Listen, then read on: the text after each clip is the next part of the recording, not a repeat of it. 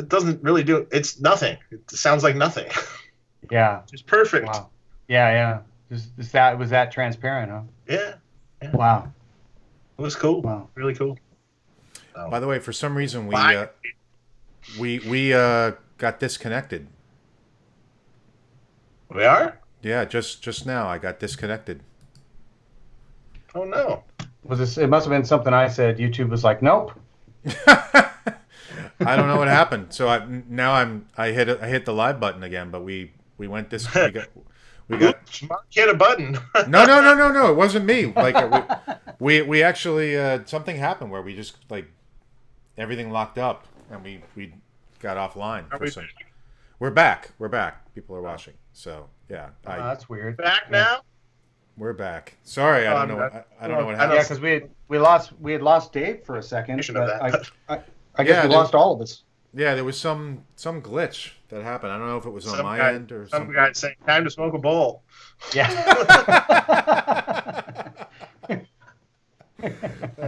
Actually, it's because of the IPA. It could be. No, I don't. It really wasn't me. Like all of a sudden, everything just locked up. That's funny, Dr. Hot Dog. Damn, now I have to live my life. Oh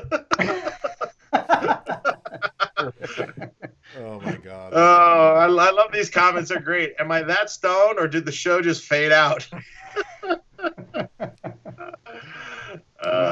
Gibson just shut wait. down Tone Talk.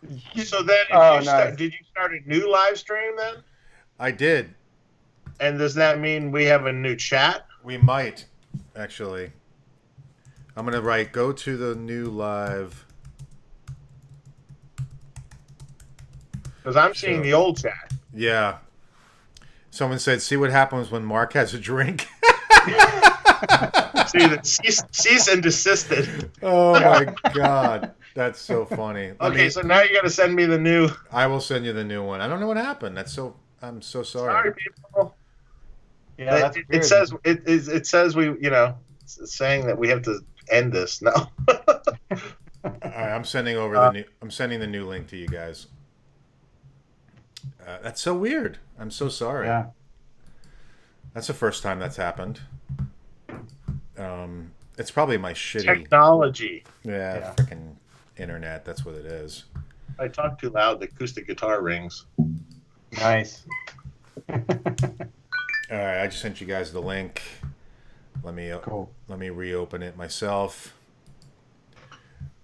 Okay, people said we're back. Marc E. Lee, come on, goofballs. That's right, man. Oh, that's too funny. All right, well, so we got a question. Dave. For some reason, I don't have it yet. Oh, you don't have it? Oh, there it is. Now I do. All right. Dave, are your new This is the other thing I wanted to talk about. Your new plugins. What Dave, plugins? Your new... Okay. I'm just kidding.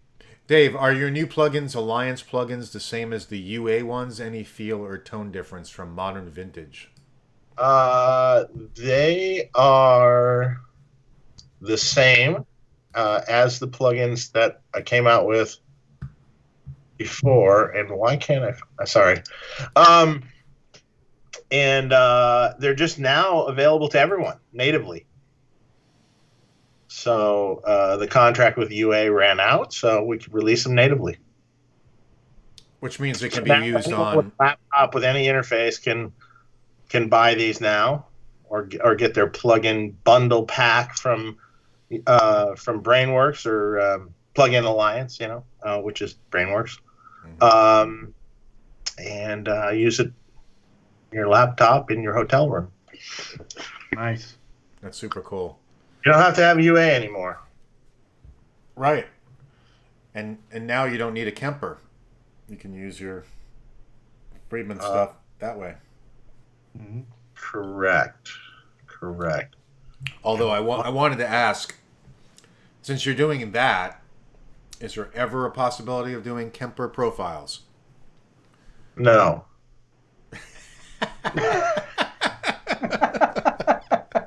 No. Is that a solid no? I think Kemper's bullshit because it's just a snapshot of one setting on your amp.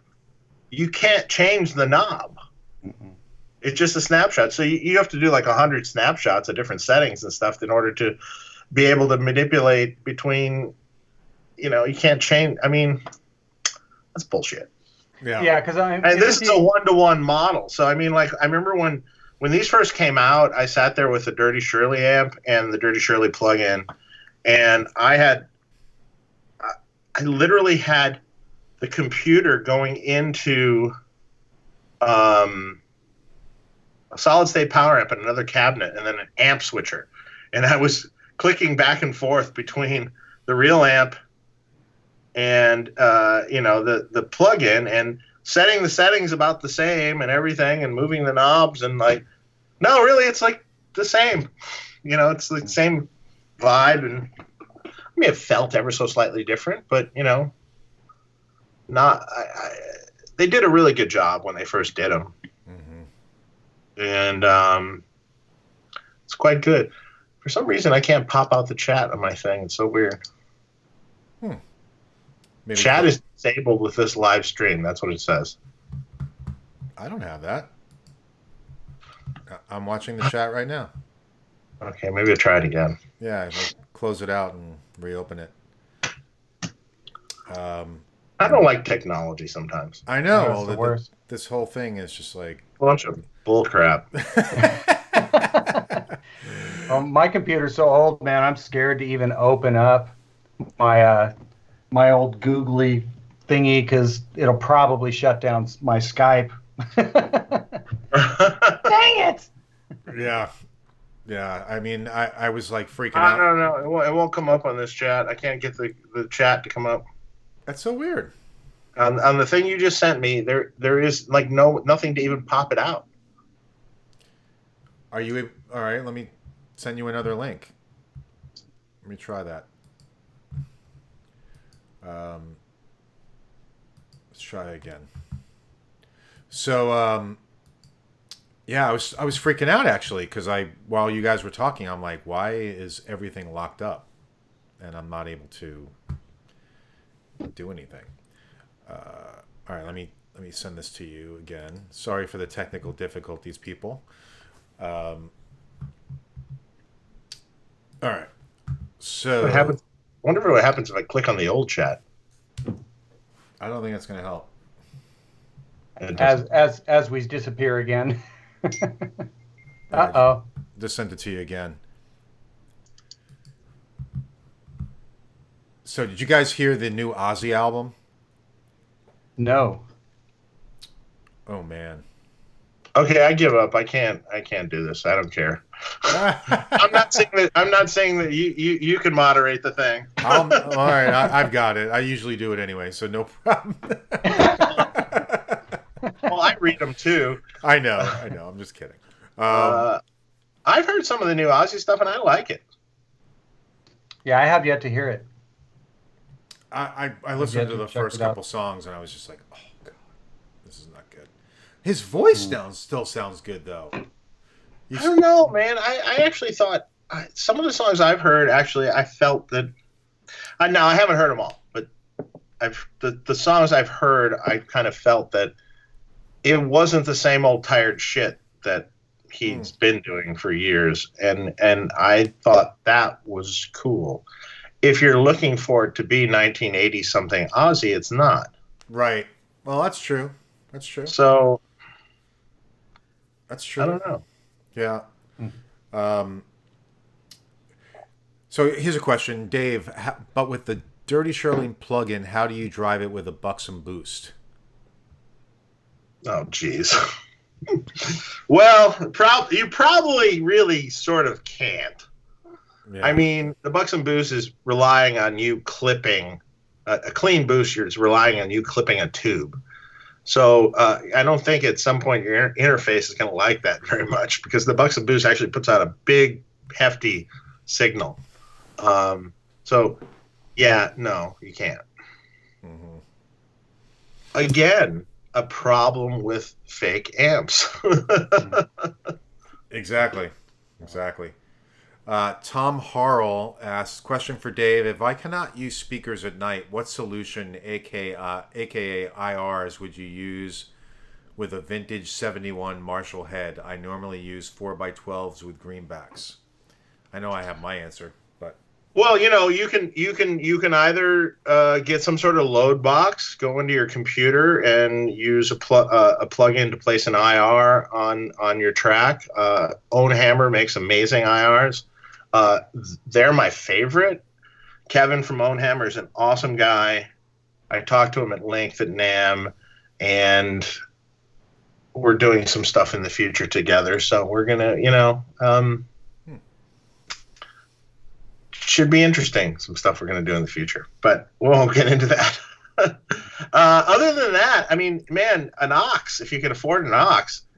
Man, I mean, like for listening enjoyment, because you can add delay and plate reverb and whatever the hell you want. I mean, just plug your amp into that, put it on your, start with some of the presets that are in there and put your headphones on and you're going to be in heaven. I was going to say, it's glorious. The aux, it's glorious. I haven't used it with headphones, but I just use it when everybody's sleeping. I have my monitors here in my bedroom, in my studio kind of den area, and I play very low and nobody hears it, and it just goes through the aux and it sounds amazing.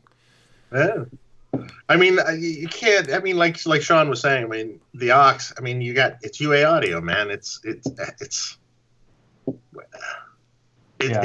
really does a great job, man.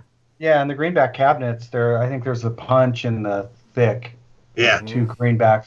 And both those cabinets sound great. I mean, the one I use the most is the greenback, the thick cab. Mm-hmm. But what's hilarious is I tend to gravitate towards V30s. But on the aux, I'm always using the greenback, the punch cab. It sounds killer. What do you think of the new V30?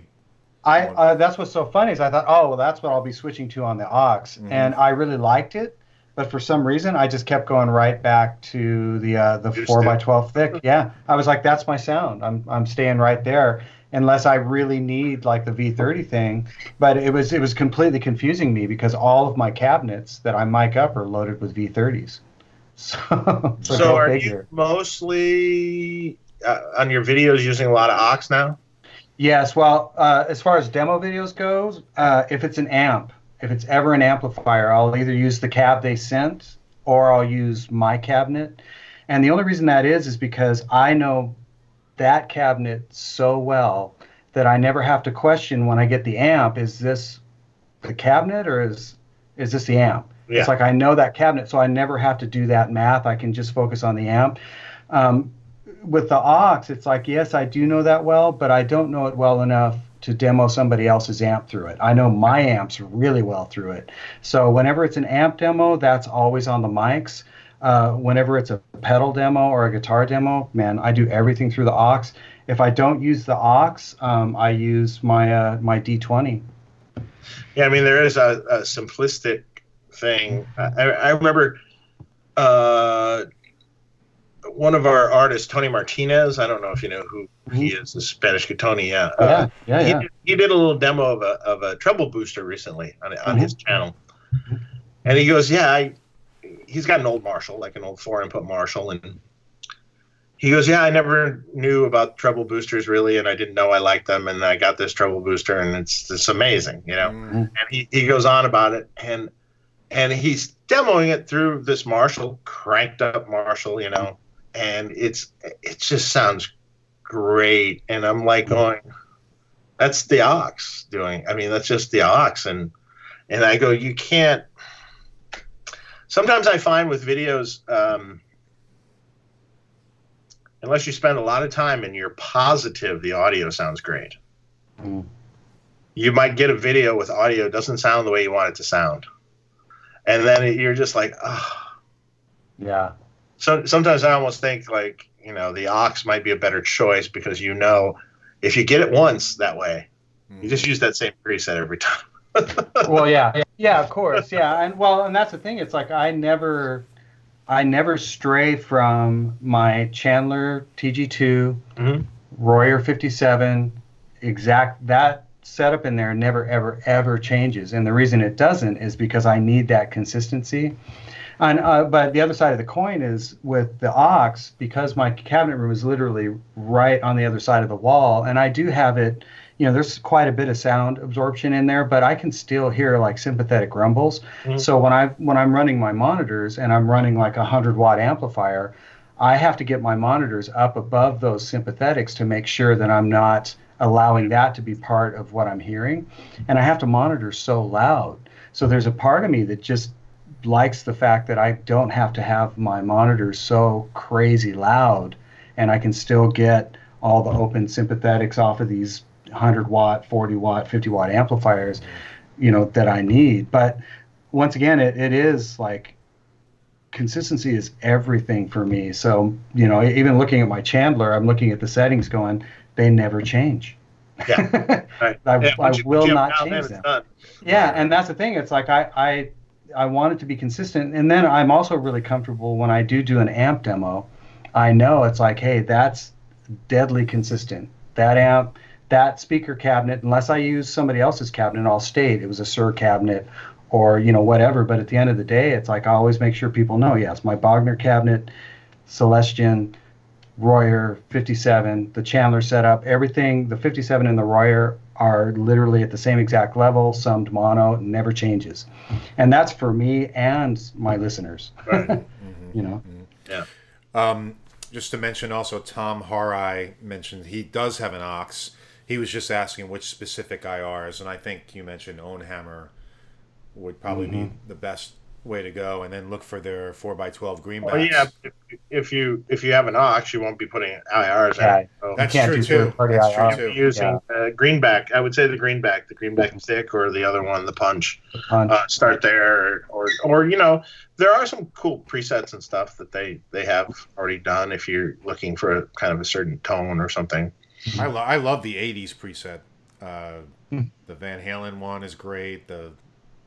There's a Guns N' Roses one, which was great. There was something I remember seeing Pete. He did. I'm pretty sure it was a YouTube video. He was using the aux and he was trying to dial in Eddie's tones on it, and it was insane. The video, it was a while ago when he did it, but he was nailing it, even above what they had done with their presets. But Pete is such a tone. Yeah, he's a tone junkie. He's insane. But yeah, the sky's the limit dialing that aux. There's no doubt about it. Yeah. But one thing I will say about IRs that is impressive about on the other side, like 2-notes, is you can audition IRs. I was really impressed with that, where if you're online, you can actually audition an IR, and it'll keep cutting out saying, hey, by the way, you're just checking this out, you don't own it. But it is, I was like, that's actually pretty cool. Because it allows you to hear a lot of IRs without buying a lot of IRs. But at the end of the day, when I'm like Dave, whenever someone asks if you don't have an aux and you can do third party, just get Ownhammer. Because when I was so frustrated trying to find an IR with my Torpedo Live, because it wasn't, I all this twiddling and I was driving me nuts. And a buddy of mine said, hey, just get this Ownhammer 4x12. And he literally sent me the IR. And I was like, oh, done. Right. Sounds great. Sounds great. Done. And it's the only IR I ever used before I got the aux. And he goes insane with them too. Like, it's like, he took one of my cabinets and did a whole Friedman pack on stuff and like, putting vintage speakers in the cabinets and doing different things and doing that. And what does it sound like with this vintage Celestion in the Friedman cabinet? And you get an IR out of it. And that's awesome. Yeah. The Ownhammer IRs that I got were the 4x12 EVH. But those greenbacks. That was a nice sounding one as well. Before I had that in the React. He does all his sound good. I don't think it's just a matter of preference. You want it brighter, you want it less bass, you want it darker. What are you looking for? Just audition them all until you find one. Oh, I like that one. Yeah. Yeah. There's no one right thing because everyone's different in what they want to hear. Yep, it's true. It's true. And when you buy a pack of these IRs, sometimes they come with so many in that pack. You know, it's like so many different snapshots that you can try. Okay, well, it's slightly off center and it's off center, and you know, all these different variations. We have a super chat from Macon Tavares. Thanks, man. Really appreciate it. Just got here, Shawn. I'm a big fan. You are amazing.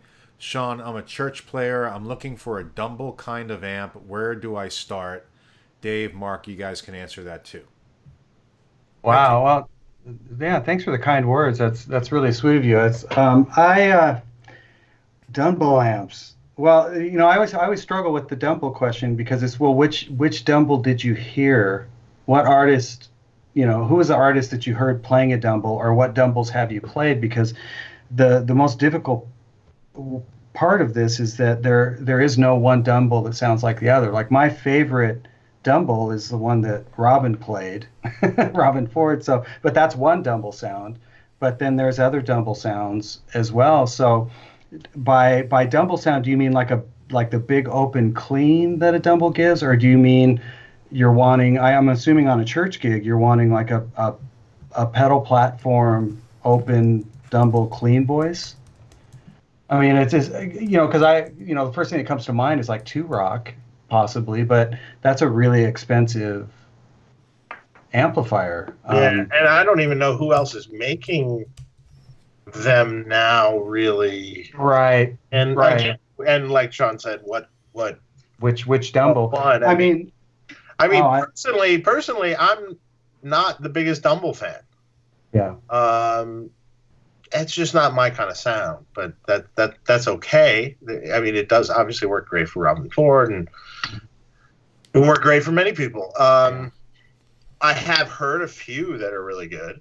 Exactly. I've heard a bunch of his Fender mod things that were amazing. Yeah, Ultraphonics mods. Yeah. But see, even then, it's like, I want an Ultraphonics modded Dumble sound. It's like, okay, well, which one? Which one did you hear? Because none of those. And then you got the HRM mods, and it's a really difficult question to answer. I mean, I've heard glorious clean sounds from amps like the Sir Hedgehog. Believe it or not, that clean channel is insanely good. The Car Slant V6, that thing is insane, so good sounding, and that would be a perfect pedal platform, huge clean tones. I'm not even sure if he still makes those. But yeah, because it's so funny, as a kid, when I was working at Lab Sound, I was maybe 18, 19 years old, and guys would actually bring in their Dumbles. And what was so funny is I was kind of the same way. Once I finally played one, I was like, I don't really get it. This just sounds like a great big Fender. And then the overdrive, I couldn't get it to sound like Robin. So I was I guess, it's... Best one I ever heard was Steve Ferris's. Steve brought his in. Steve had an amazing sounding one. And I thought that one sounded good. But apparently, according to Steve, he sat there with him forever, tweaking to his taste, to what Steve wanted. So I mean, and that's the thing. That's how all the Dumbles were born too. It was a player amp. So player would come in, and Alexander would tweak the amp for the player's taste and his hands. Yeah. So if you don't have his hands, and the amp is second hand now, it might not sound good with you. Right. Yeah. There used to be some really good sounding Dumble clones that were made, but the guys went out of business, or they're not around anymore. Brown Note or something was one, or I can't remember all, because what is it now? It's like Ceratone. Go for TubeAmp. Yeah, well, yeah. I mean, if you have the means, just get a TubeAmp for sure. Yeah, they sound killer. Yeah, those are great. If you have the means, yeah, definitely. Yeah. If you don't, then the other option would be, there's that Segeborn guy you mentioned, because you can get a Dumble clone through him, but he's out of the country. Loop the Loops, thanks for the super chat. Okay. We got to get this timed right. Yeah, exactly.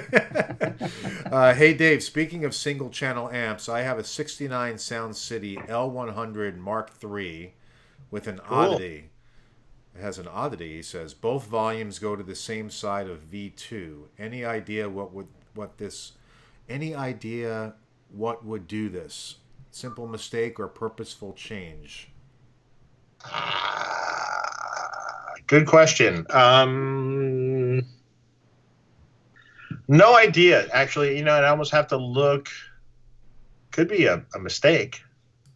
I would have to look at the schematic of that particular amp in order to. I'm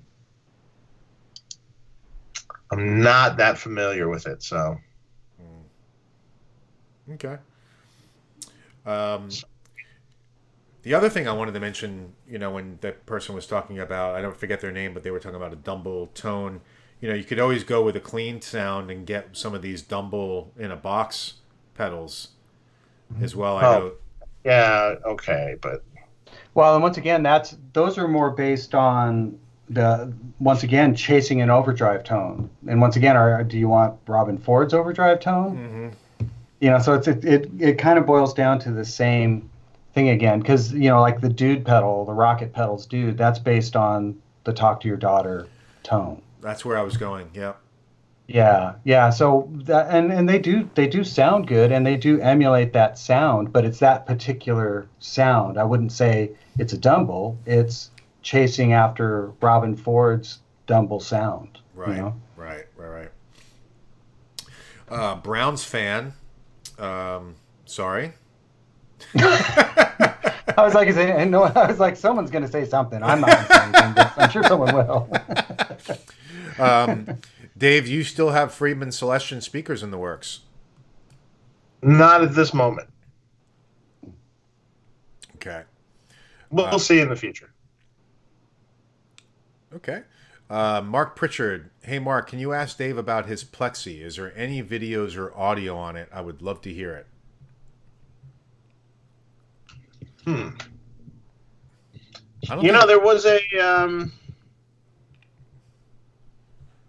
There was a long time ago, there was a James Lugo amp shootout video that was done. I don't know if it's still up or not. And it was a whole bunch of amps. There was an old vintage Jose amp. There was a whole early Friedman Marsha amp and a whole bunch of other amps. And my plexi was in that. No, there really isn't. But it sounds like Van Halen. So there you go. It's actually sitting behind me. So if you guys want to see it. I want to see it. Yeah. There we go. Ooh, nice. And what year is this? This is 68? 68. It's even got the little dome, little Chinese hats on the... Oh, nice. Yeah. Nice. Super cool. Very cool. Robert Baker's messing with me. He's trying to live stream, text bomb me. Baker, you big nerd. That's funny. It's like right when I saw the text, he's like, guess what time it is? I'm like, oh, okay, here we go.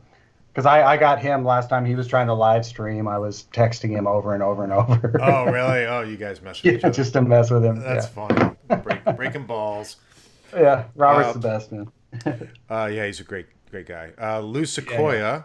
What's up, Lou? Question for Dave. Have you ever installed a JCM 800 preamp circuit for a customer and a JTM 45 before you did the Dirty Shirley? Nope, never have. Okay. I don't know. I don't even know how I decided to do what I did with the Dirty Shirley. It was kind of like, I kind of want to do a more classic sounding amp. Okay, well, let's start with a tube rectified power section. Let's maybe JTM 45-ish. Okay, well, then let's tweak on the preamp and let's get, I don't know. It just came about. Whatever you did, I mean, that I bought that amp without ever playing one, and it just ended up being a killer amp. It's a really, really good sounding amp, Dave. Yeah, I totally love that amp. It's funny, you at different times you like different ones for a while. Like, you know, like I really like this one today, and then tomorrow I'm really loving this one right now. And, yeah, you know, I love them all. What's your favorite? I don't know. Yeah. Well, for me, I like the Shirley. I love a small box. I like the simplicity of both those. Mm-hmm. I really love an old plexi. Mm-hmm. What I love about it, when I was doing Toshi's rig, what I really loved about it was you have this raging Van Halenized plexi, but you just roll the volume knob off, say, to 8. Right. And then it's just like a little lighter and a little just crunchy. You roll it off to 5, and then it's another sound. You roll it off to 3, and it's icy, sparkly clean. Mm-hmm. And that's all from an amp that's on 10, just dimed. Right. But it goes from completely clean to completely raging with just your volume knob and your pickup choices. Yeah. Yeah. There's a lot to be said for that, and I think people forget or don't even know now right what that's like. And when you're able to slave something like that in any volume, you still get that. Yeah. So even if you're playing at lower volumes with the Power Station with this amp, you roll off the volume knob, it's clean. I mean, it's like sparkly, icy clean. Yeah. You know? Well, yes. I mean, as long as it's done proper, as long as it's slaved proper, yeah. Because you wouldn't otherwise really at those volumes be able to do that. Because, but when you said that, it dawned on me. I was like, God, I wonder how many of these like younger players have ever really had the chance to plug into like an old 68 plexi. No one. Almost no one. Because it's for me, it's mind blowing to literally actually play the amp that you love the model of or decided you love the model of, and you actually sit in a room and play that amp. It's literally life changing for guitar players. But I don't. Yeah, and now you have the ability to play it at a low volume if you want with that Power Station or whatever, and put effects after it. And this is what I did for years. Yeah. So it's super cool. I mean, it's just like I can take I have a old 100-watt Marshall too. Now I can do that. The 50-watt. I have a high watt. I have a Vox copper top AC30. Yikes! Yeah. So all those are just uniquely amazing, and I'm with that new Fryette. I'm gonna set up a amp switcher with it, so I can just click between whatever of these old vintage amps you want into that thing, and just like great, there it is. Yeah. Now, Dave, did you buy the St.Rock React IR? I thought you. I do have. Yeah, it's great. You like it, right? Yeah, it's a good product. Yeah, I like it too. But now that I got the aux, I think I'm just going to sell it because, I think the aux is kind of a step up. But well, yeah, I mean, it's a different thing. I mean, this is an IR host, and you're just getting an IR. You're not getting the effects or anything like that. Like the aux has all the magic with the studio EQ and the plate reverb and the delay and this and that and.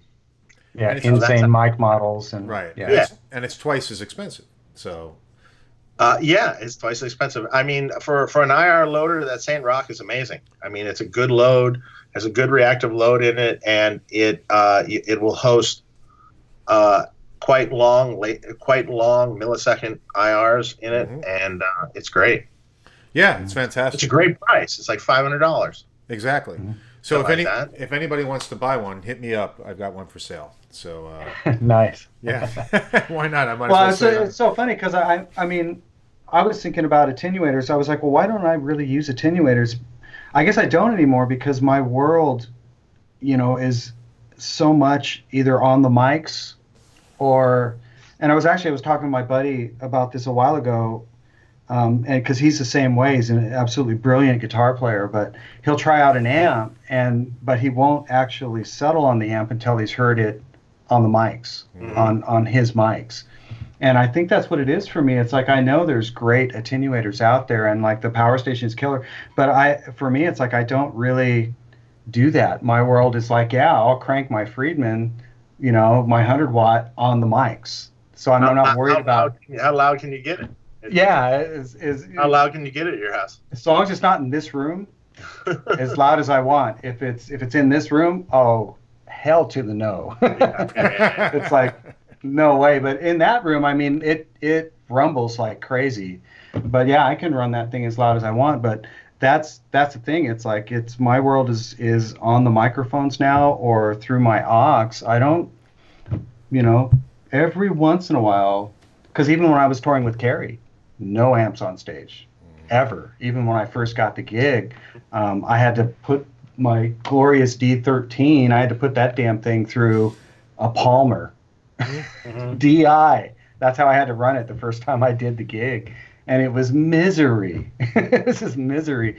But even then, it's like I was thinking about it going, man, I don't sit really in front of cabinets that much anymore. My world is on the microphones or IRs, and then when I do happen to, because I've got, you guys can't see them, but I've got 2 cabinets out here that I can amp switch to, and every once in a while I'll go ahead and turn those on, and it's like, oh yeah, I forgot. This is insane to have that cab sitting right next to you. But yeah, at the end of the day, it's like, yeah, I guess my world is just sessions and in-ear monitors,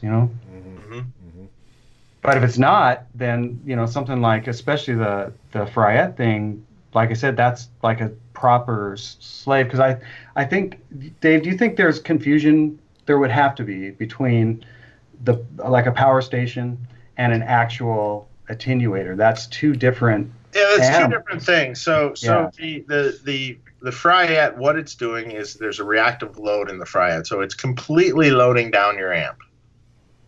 And then it's giving you an effects loop, and then it's a very neutral power amp that's bringing the volume back up.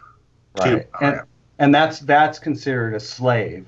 That's slaving. But what I can tell you is if you turn the power off on the thing, it bypasses completely. So it's the head straight to the cabinet. Right. So, or the standby, or one of the 2, I can't remember. The standby. Standby. So you can A/B this if you want to sit in the room with it loud enough. Sure. You can A/B this, which I did. And if you set the Fryette just right, and personally just right on the Fryette for me is the depth and presence off, which is flat. And then on the traditional way it is at the moment, though he was playing with some new things, the high frequency switch in the center and the low frequency switch all the way up. Mm-hmm. And that's the way you set it for a proper load that mimics like a 4x12 cabinet. Mm-hmm. And then the power amp is just literally amplifying that. Right. Without color. So, and when you sit there and go back and forth, and I'm sitting here with the guy that works for me, Jamie, and we're sitting here, nothing. No. Yeah. See, well, that's what's so killer. Do you hear anything? No, I don't know. I don't know. Maybe the Fryette has ever so slightly more low end, but I'm talking like ever so slightly. Yeah, but I mean that's it's not so much to compare the sonics, but just the actual mechanics between an actual attenuator where you're attenuating the output of your amp. It's your amplifier that you're hearing attenuated. I don't think that works as well. I think that's more coloring. Yeah. Oh, yeah. That's why I'm. It starts making it darker. The lower you go. Yeah. Yeah. Right. I mean, I have to admit the Rivera Rock Crusher is pretty good for at least Marshall-based kind of amps. Mm-hmm. You don't really hear much of a change. Maybe the first click you hear a slight top end loss, but generally on an amp that you're diming like that, that's not really the end of the world. Yeah, yeah, but yeah, that would just, yeah, but I mean that would just be the difference because I've tried to explain to people, like, yeah, one is slaving and one is actually attenuating, and they're two different animals.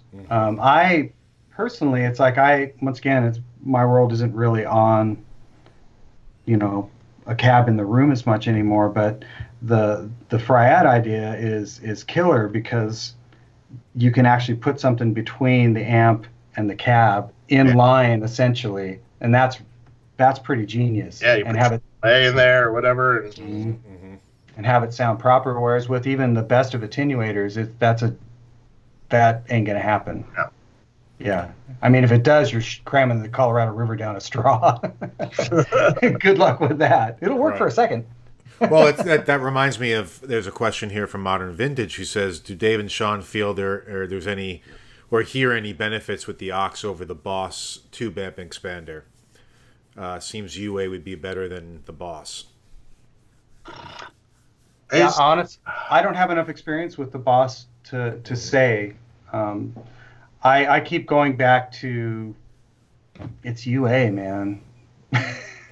It's pretty hard to like. I mean, the Boss is a cool unit. It's sort of like a melt of all these units together. Sort of. It seems like it would be a cool live unit, because you got the built-in delays and things, and that can come out of the cabinet. You can't do that. Can come out of the cabinet, and that's cool. Yeah.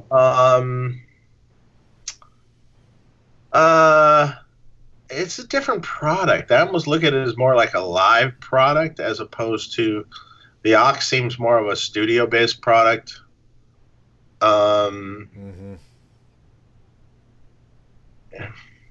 Yeah. Well, and I think good results out of any of them. Yeah, absolutely. But with the Boss, can't you run? I think you can actually run line-ins on that, as opposed to just like on the aux, you can't run line-ins. So there's advantages. I mean, sonically, I think I'm always going to be a UA guy, but when I think about the Boss, it's like, from a live perspective and just being able to do different things with it. It's, once again, what do you need and how do you want it to sound and how are you using it? The Boss might be way better for you. Yeah. Right. It depends on the situation. Yeah, because I was mentioning to you yesterday, Shawn, with the Boss, you could actually have it running, between your amp and your cabinet, attenuating your amp, and also have effects. Right, out of the cabinet. Right, out of the cabinet. Right. Which you, with the aux, I don't think you can. Oh, no. Michael Nielsen says something on about the Fryette here. Hi, Michael. What's up, Michael? He goes, I agree on the Fryette switches. It makes it a half reactive load when you set the middle position, but it's a little more natural sounding. It's not half a reactive load. It's always a reactive load. There's essentially, in a reactive load, there's two coils. So there's a bass frequency coil, which dictates the bass hump of like a speaker speaker curve, and then there's the high end part. So on the Fryette, those are just adjustable. So in the down position on the switches, on both of them, it's a resistive load. So then it's just varying how much of that hump or there is. So like if you look at a curve of a speaker, there's a big low end, like a low end hump, and then it ramps up in the high end. So one switch is adjusting how high that high end is going, and the other switch is adjusting how high that low end hump is going. It's still reactive. It's just adjusting the frequency response of it, so to speak. So that explains it a little bit more. I just got educated. Yeah. I got educated. Frank Quinn, what happened with the small box pedals at NAMM 2020? I haven't seen anybody using them.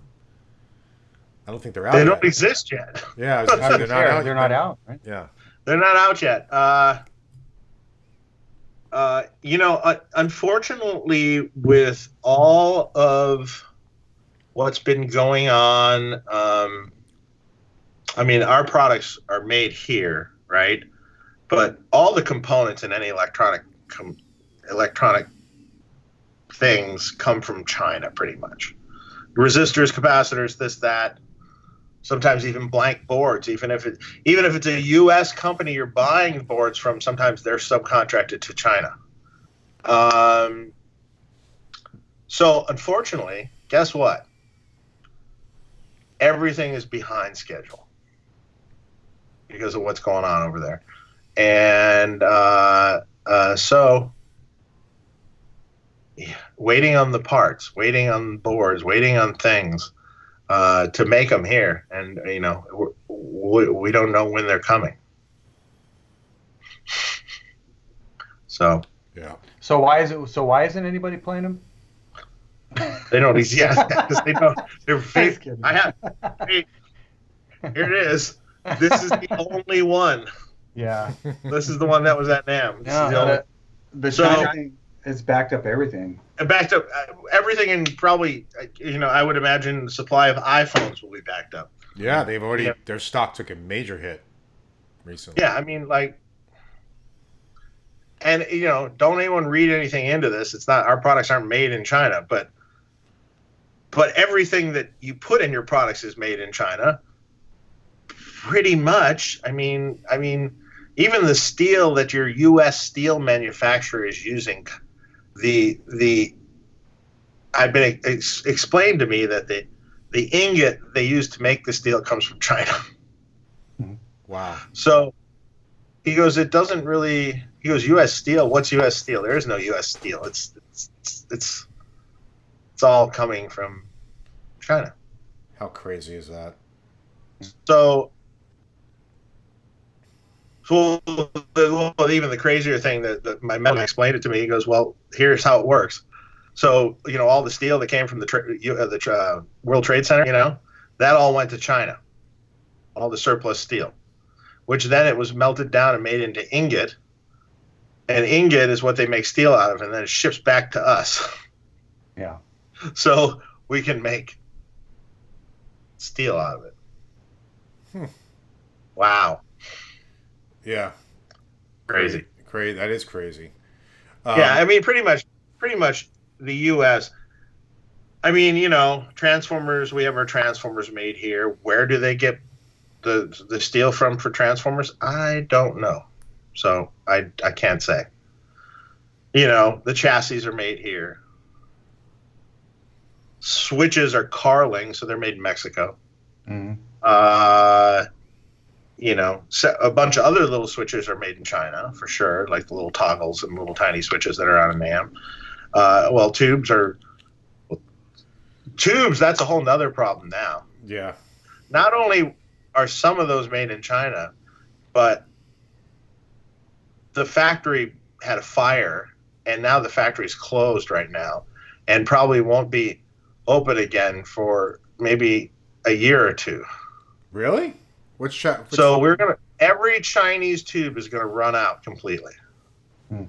Any Chinese power tube, anyone vested in 6L6s from China or EL34s from China, or all the Chinese preamp tubes, pretty much everyone's going to run out pretty soon here. We bought a ton. We're going to run out. So then I have to find alternatives. Luckily, the power tubes are Russian right now, so that's fine. I was going to say Russian is probably the next step. Yeah. Or so, everybody just needs to turn their amps down. Pretty much when you say your amplifier is assembled with parts from all over the world in the USA, that's essentially what you're saying, because there's our coupling caps are US made. Hey, that's made here. So our Synergy coupling caps or mustard caps are made here, but nothing else.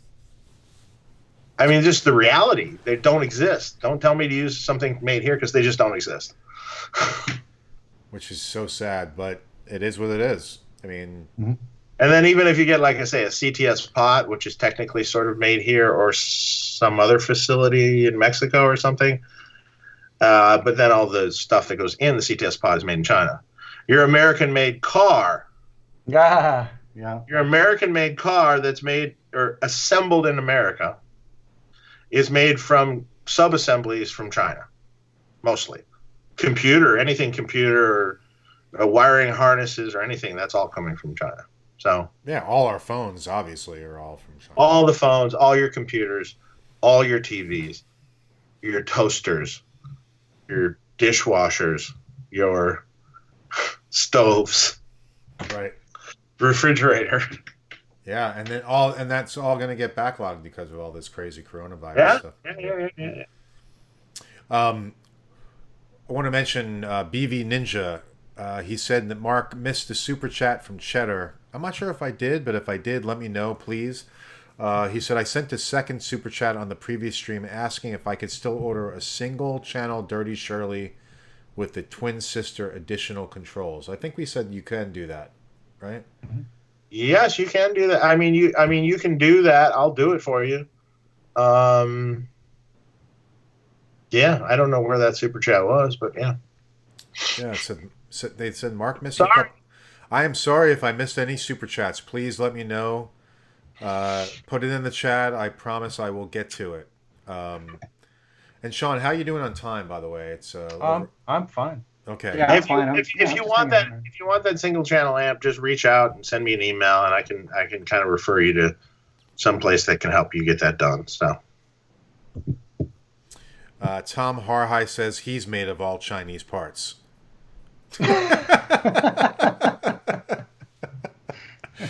That's funny. Yeah, it's Scott L Music, Viva la India. Well, wow, yeah, that's an option. Mm-hmm. Yeah. Yeah, I just hope personally, just from a health perspective, I hope everybody gets better. It's yeah, I mean, it's horrible. I mean, you know, I keep thinking of Santiago, who's over in Hong Kong, and yeah. Is he really? Yeah. Oh gosh. And I'm like, oh. I haven't heard from him. I should send him a message and see how he's doing.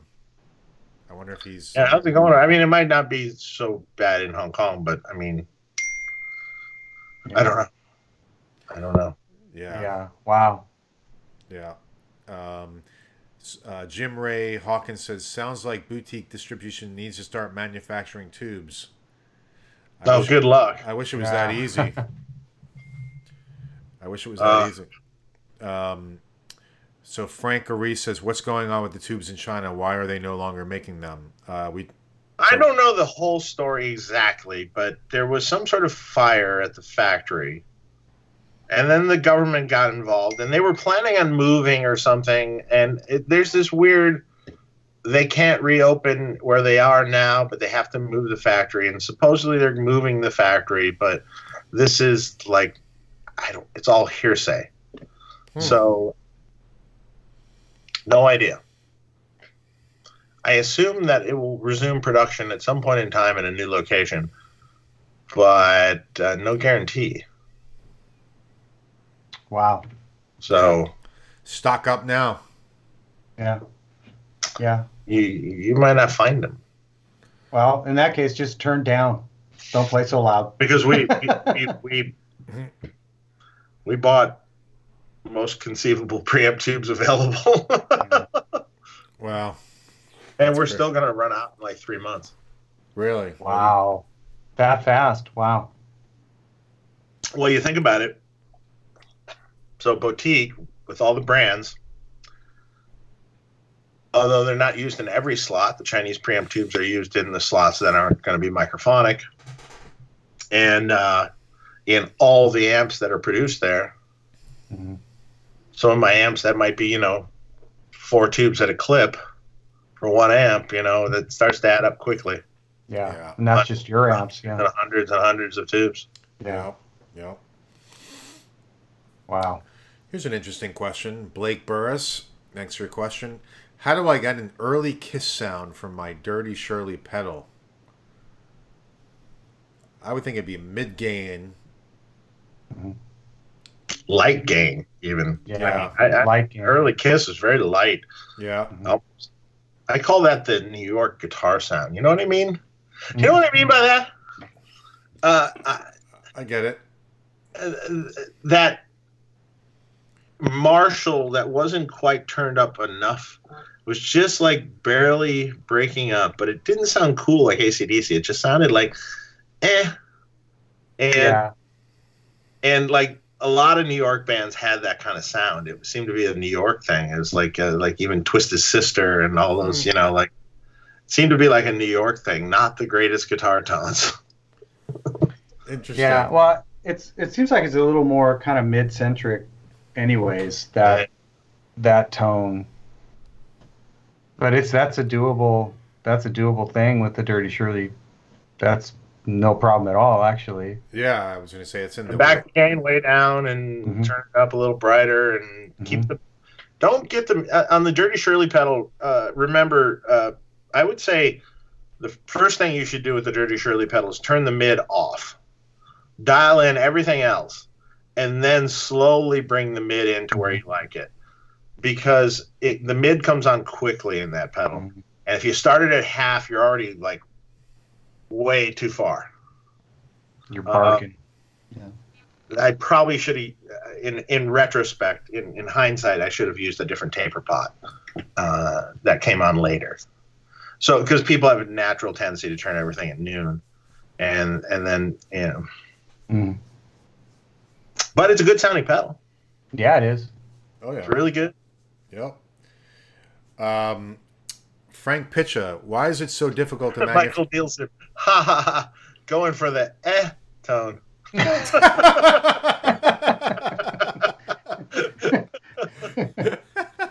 Yeah, everyone's agreeing. New York Dolls, yes, the nasal New York guitars, New York City guitars. That's funny. Well, we need a pedal called the Robert Baker. We need a pedal called the meh. That's great. I was trying to be nice. I was like, well, it's mid-centric. Mid-centric?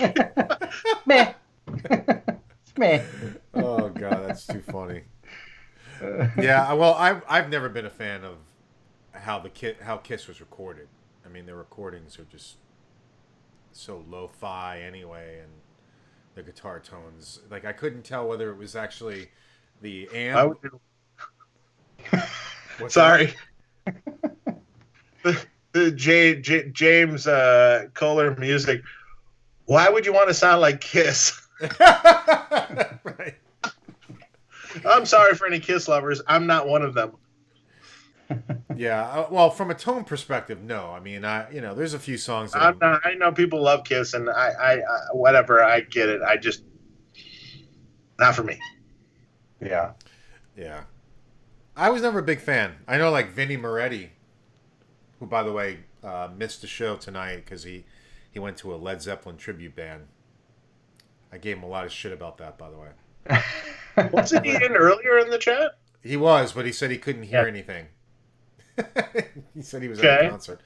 So he said he was still making it just to be hardcore. So I was like, all right, good for you. Thanks, man. That's awesome.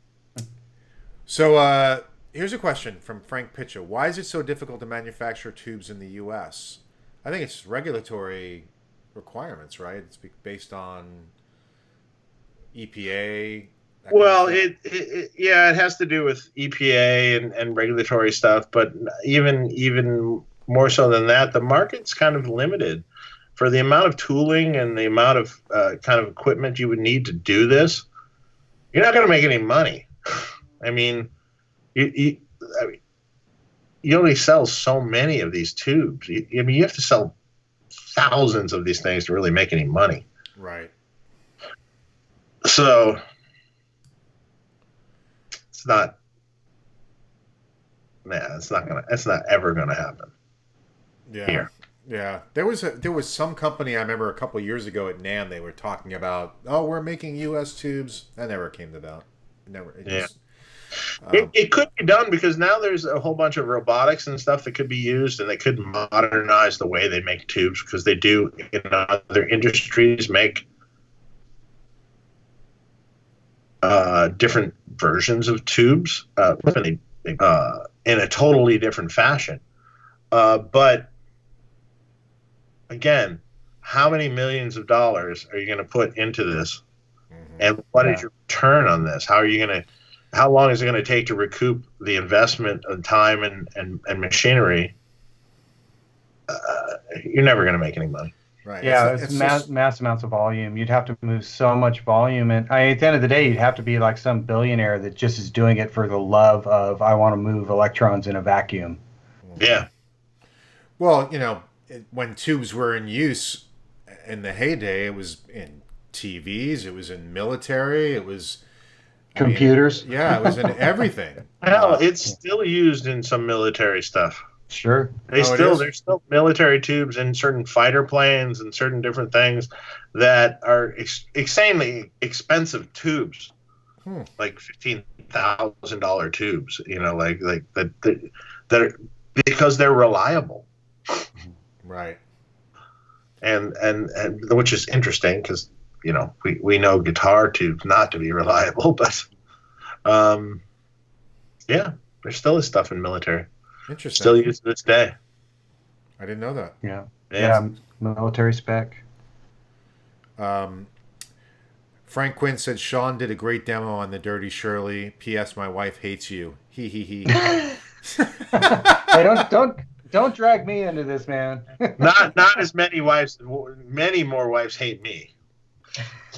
Yeah, I bet. That's true. As I've been told many times. Robert Baker asks, how many tube makers are left? So there's Slovakia, JJ, and Electro Harmonics. Mike Matthews. A couple Russian factories are doing it, and there was China. One factory. So none, pretty much. It was 3. Now it's down to 2, I think. There might be more than one factory in Russia doing it, though. Deja Blue asks, BluGuitar uses nanotubes. What are your thoughts on that? That's actually a vintage tube that isn't made anymore. So eventually, it's going to run out.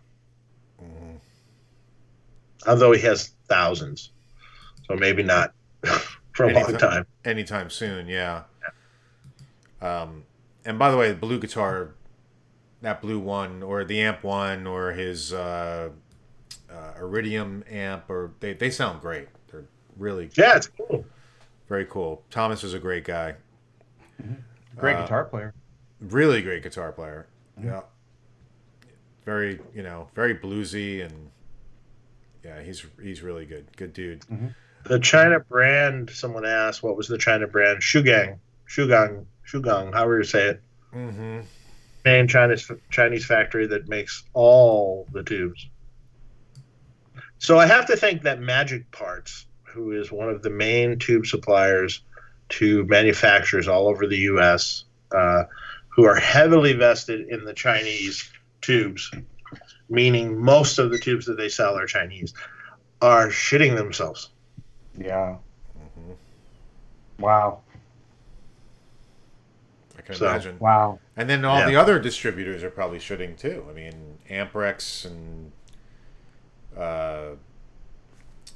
ARS probably, and they're probably all out of stock. Well, I mean, like some of those places are they sell other tubes, but specifically Magic Parts.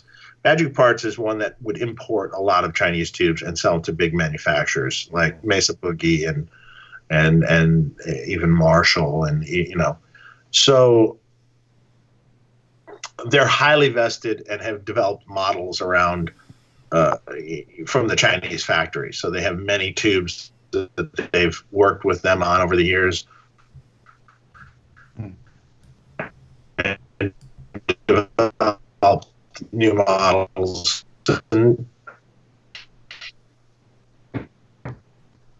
I gotta think there's right now. So, right. Okay. We got a question from Reza Khan. Hey guys, how are you? Doing good. Question for Dave: are the effects loop on your amps before or after the power amp? Effects loop can't be after a power amp. I think you mean before or after the preamp. That must be what you mean, because there's no way you can't plug a speaker cable into a pedal. Well, you can. You can for a second. It's not going to be pretty. That'd be kind of interesting to see what happens. It brings back the whole shoving the Colorado River down a straw thing again. Yeah. So it's between the preamp and the power amp. So there you go. Okay. Deja Blue has asked us. Want to put an amp into a pedal, see what happens. That'd be a great video, man. See what kind of smoke or flames comes out. Yeah. We'll get Henning to do it. Exactly. He's like, yeah, we just won't tell him that his amp might not work after it's done. Right. That's funny. I should take one of the old amps I have sitting around down at the factory that is literally just collecting dust and. Yeah. But yeah, literally. Let's see if we can blow up this amp. Yeah, literally run from the amp to like a chorus pedal into a cabinet, and just dime it and hit it and see what happens. Literally dime it. Yeah, just dime the thing and just hit it. I'm kind of curious. Yeah, but it's got to be like a chorus pedal, some like really cheap like chorus pedal straight to the cabinet. Be nice. Perfect. Yeah, that'd be that see video. See what kind of sparks we can. Oh my gosh, that's good. That's good TV. I was gonna say you get some hits on that video. Heck yeah. See now, wait. Now that's a plan for 42 Gear Street. Yeah, I was gonna say, man. Can I borrow one of your amps? Hey, you want to try something? Henning, you like to compare things. We'll just be looking at the amp and the chorus pedal. See what happens. I think it would just be like a. That's about it. It would be like a. You ever see that guy's YouTube channel, Johan Segeborn? Oh, I think so. Yeah, he does like a lot of plexi type videos. He's from. He's the kind of guy who would do that kind of experiment or something like that. If you haven't seen his channel, Shawn, I'll send you a clip of his stuff. Yeah. Send me the link. Yeah, he's really cool. He does a lot of like weird videos of like, okay, well, what happens if I slice the cone of this cabinet and see what happens? Right. You know, like all these like little experimental things that he does. Right. Nice. Yeah, he's a good player too. Cool. Deja Blue, Dave, are your products or say the new product? Let me rephrase this again. Dave, are your products or say the new Power Station anything that could not have been created in the 40s, 60s, or 60s? Is it all just popular, refined taste and progress? Well, I mean, that's hard to answer. Well, the Power Station, for instance, I mean, I don't think any of these products are new technology, so to speak. It's rehashed, highly idealized versions of circuits that have been around a long time. Now the question is, could they have built it then? Power Station, maybe not, just because the size of components and the smaller manufacturing and things.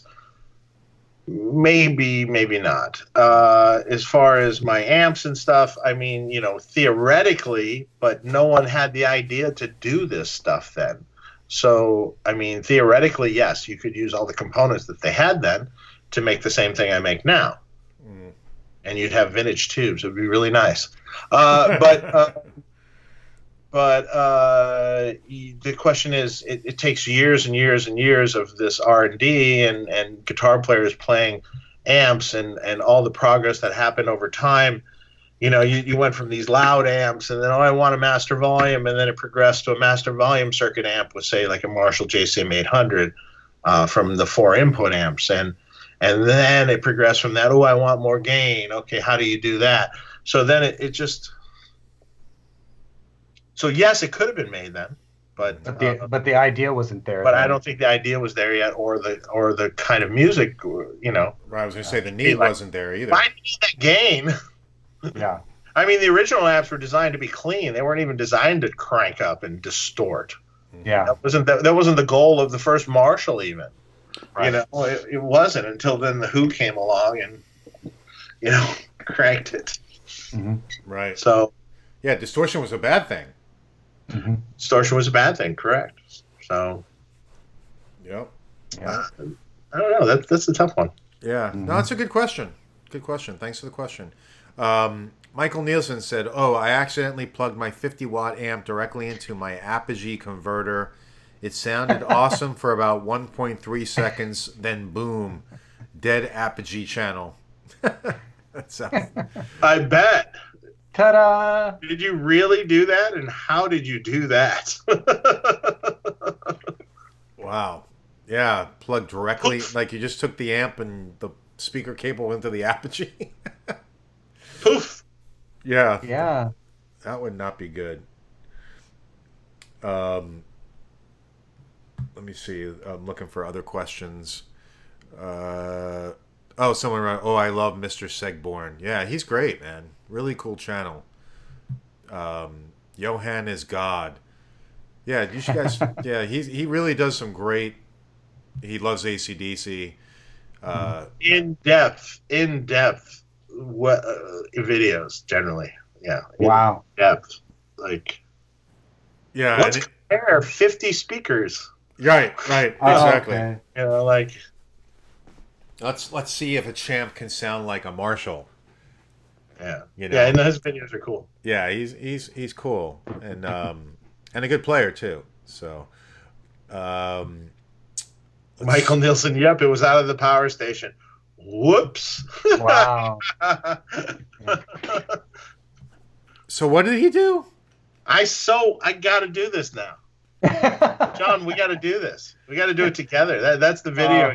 That's the video at 42 Gear Street, man, right there. Yeah, man. Yeah. That'll be the winner. Yep. I will have to ship a donor amp for it. Yeah. Right. Yeah. Yeah. We have some amps that were old sample amps that are just literally laying around because there's no guarantee what's going to happen. I mean, there's a chance the output transformer will blow up. But I mean, would the signal even make it through like a chorus pedal circuit before it even got to the cab? Would it even make it to the cabinet? Well, that's good. Actually, that's a very good question. I mean, theoretically, there's one way to find out, but sound might come through the pedal. Yeah. Because it's not really, it's AC signal. It's just like a guitar's AC signal. It's just 5 times the level. Right. So, something would have to just burn completely. That's a very good question. I wonder, even really quiet, I wonder if you could put an amp through the pedal into a cabinet. It'll burn. It'll die for sure. Yeah.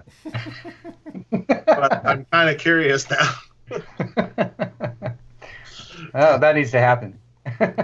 Yeah. Well, you ever see that video? Donate a pedal, a shitty pedal, and an amp. Yep. Yep.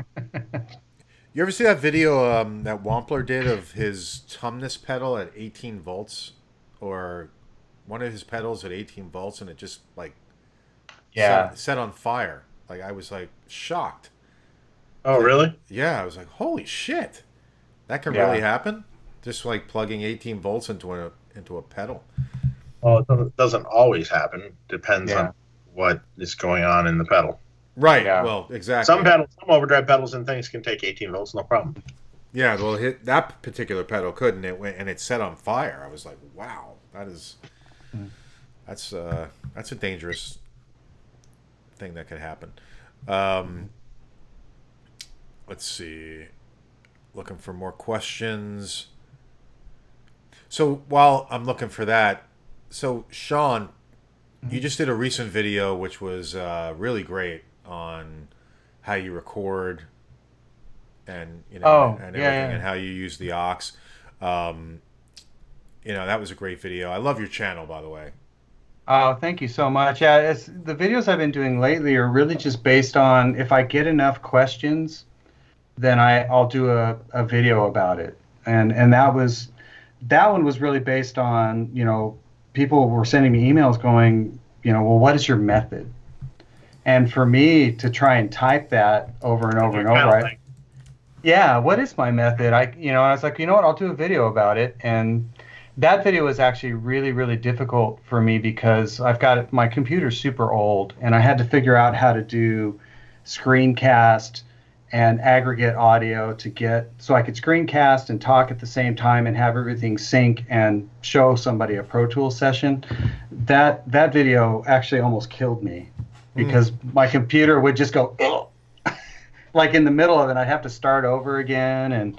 But yeah, that video, someone send Shawn a new computer. No, I'm gonna hang on to this old Bessie until it's done. It's like a 2012 iMac, so it's hanging on for dear life. Yeah, but it's almost ready to go. Yeah, but yeah, those videos are all based on questions. Like the Telecaster video, the Live on Letterman. It was because enough people had asked about what was happening with that. Is people thought that solo was the solo on the record, and I kept having to tell people in emails, no, that actually was my solo. And then tell them the whole story with Brad Paisley, and that's why I did that video. And then even the string video that I did was really based on people saying, hey, I saw Rick Beato's video, and what should I do? So for me, I was like, okay, I can only answer so many of these emails, so I did that video. And yeah, people have been really, really sweet. I mean, it's... I'm blessed that people watch those videos. I'm blessed that I've got 24,000 subscribers. I'm like, you got to be kidding me. I've got the personality of a frickin' water buffalo, and and yet people, are so kind to like subscribe to my channel. It's really, yeah, it's great. I'm really you talked about this. We actually talked about it at NAMM, but you also talked about this. I think on your channel, which was that Henning gave you some advice, which was to open up a bit more and be more, talk more about your life and be more personable and just kind of open up a little bit more. And I think since you've done that also, it has, added a lot to the personality of your show and your channel. Yeah. Well, that was really great advice from Henning, because my whole thing was like, well, I'm here to try and educate somebody either on a product basically when Henning had said that, I was trying to conceptualize, well, how does that even work? And what happens is I've got like a million things running through my head while I'm talking about something, and it's usually either self-deprecating or something else is, and now I get to the point where instead of self-editing myself, I just blurt it out. And if it's bad, I'll edit it out. Right, I feel like, I probably don't want. But yeah, it's, it was kind of freeing for me, because now I can, just be more of who I am and less matter of fact. And because I don't want to be that guy anyways. I just felt like, well, that's what I'm supposed to be doing. So yeah, it was really great advice from Henning. It helped quite a bit. Yeah. And I still have to, I catch myself going back to the old mode of, like a presenter almost, and I'm trying to more just clinical. Yeah. Yeah, and I don't want to be that guy. So that was really good advice. So thank you. I'm glad it's you've seen it. Yeah, it comes through. Just don't start wearing his shirts. Huh? As long as you don't start wearing his shirts. Yeah, that's not going to happen. No, Mr. Good shirts, no. Yeah. Animals are fine, but the shirts, please, and the sweaters. Yeah. Well, it's funny because every once in a while, because that's the other thing I just let happen now, is I've got this crazy cat that likes to, wander around the room while I'm working. And normally I would grab her and put her outside so she's not a distraction. Now I don't. If she ends up in the videos, she ends up in the videos. Star. Yeah. Exactly. Yeah. Well, when we were talking last night, I was like, I think she might knock something over. Oh yeah. So, yeah. She has. Yeah. Exactly. I have a cat that purposely does that. Oh yeah, to go get up attention. On something and just like looks at you and goes.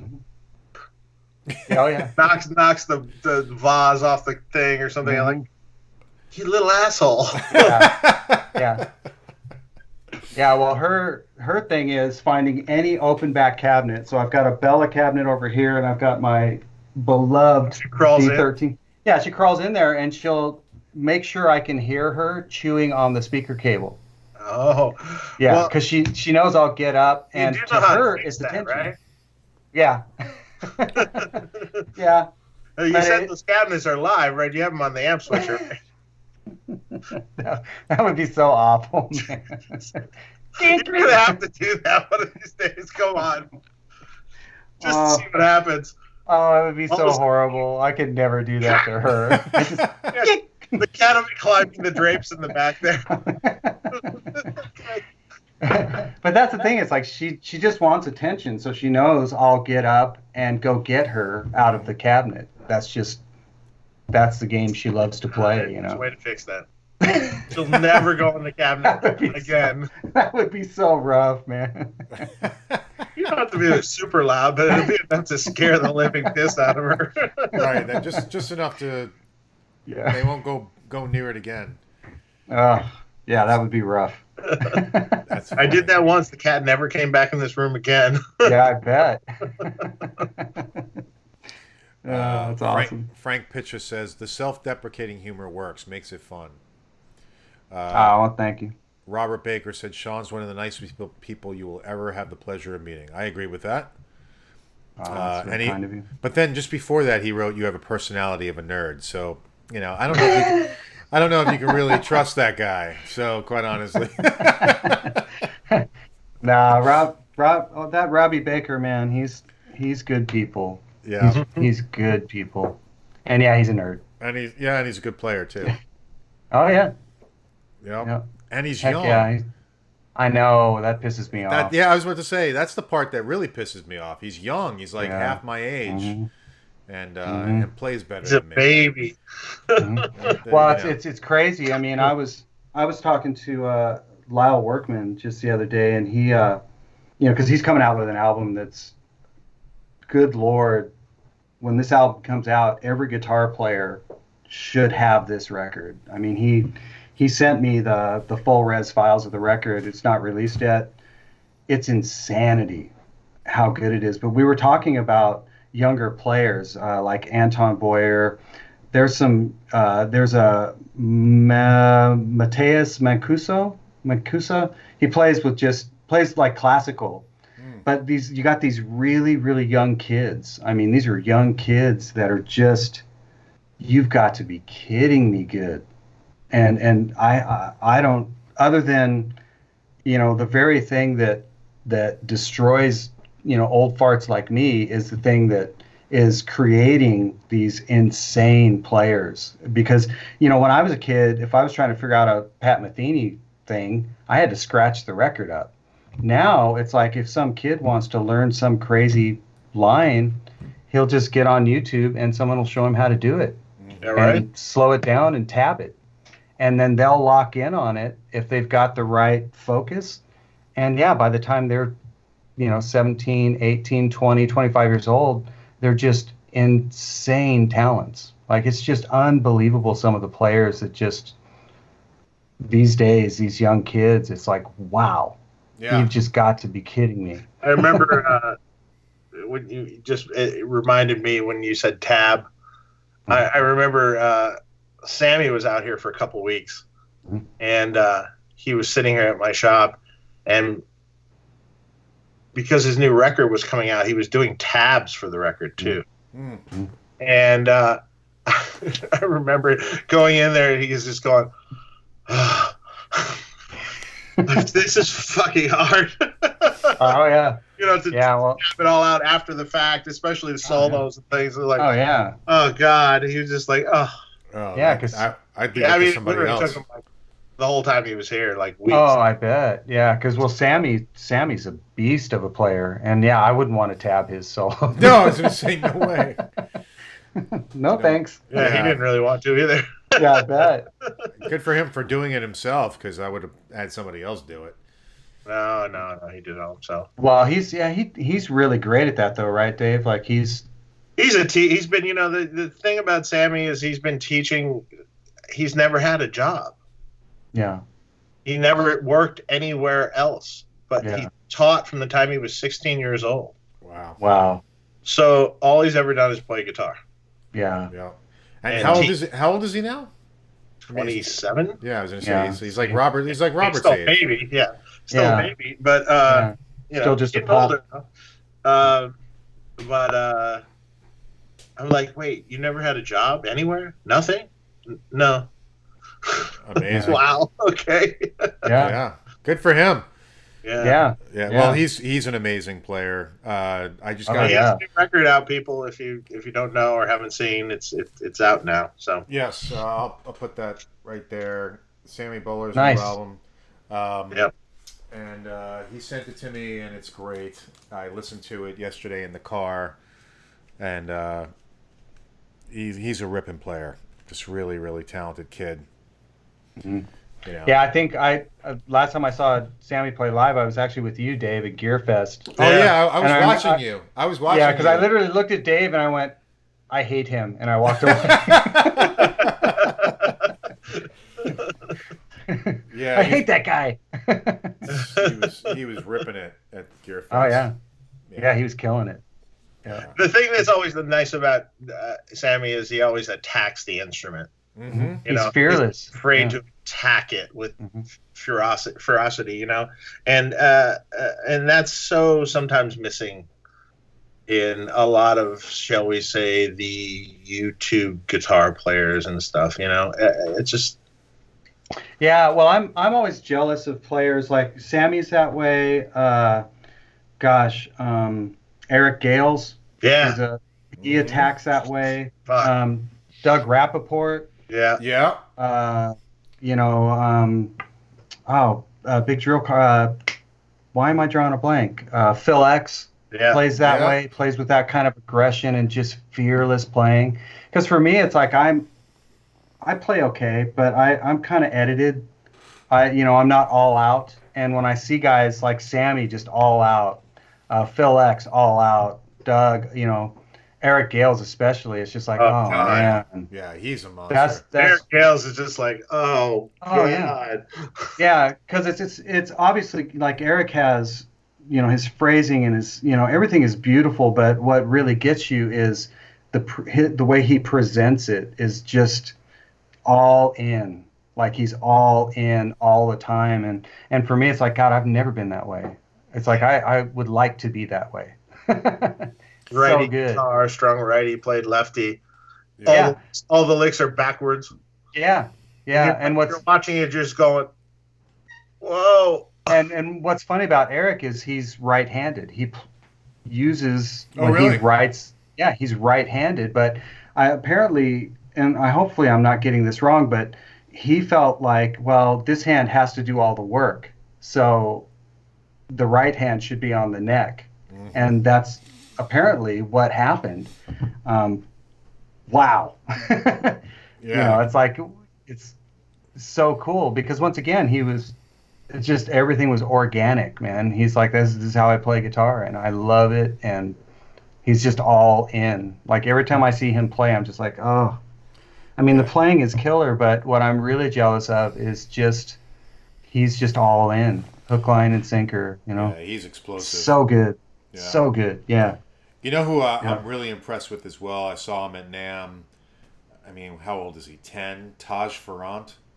Sure. Oh, yeah, Taj. He's going to be a little beast. He's not messing around. Well, and that kid, Marcus King, is cool, too. Oh, yeah. They're speaking of these dang kids, so man. It's sort of interesting. So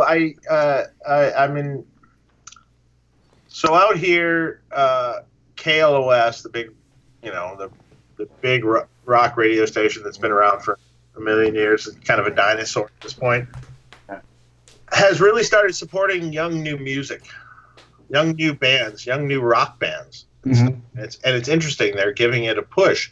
So now there's a band called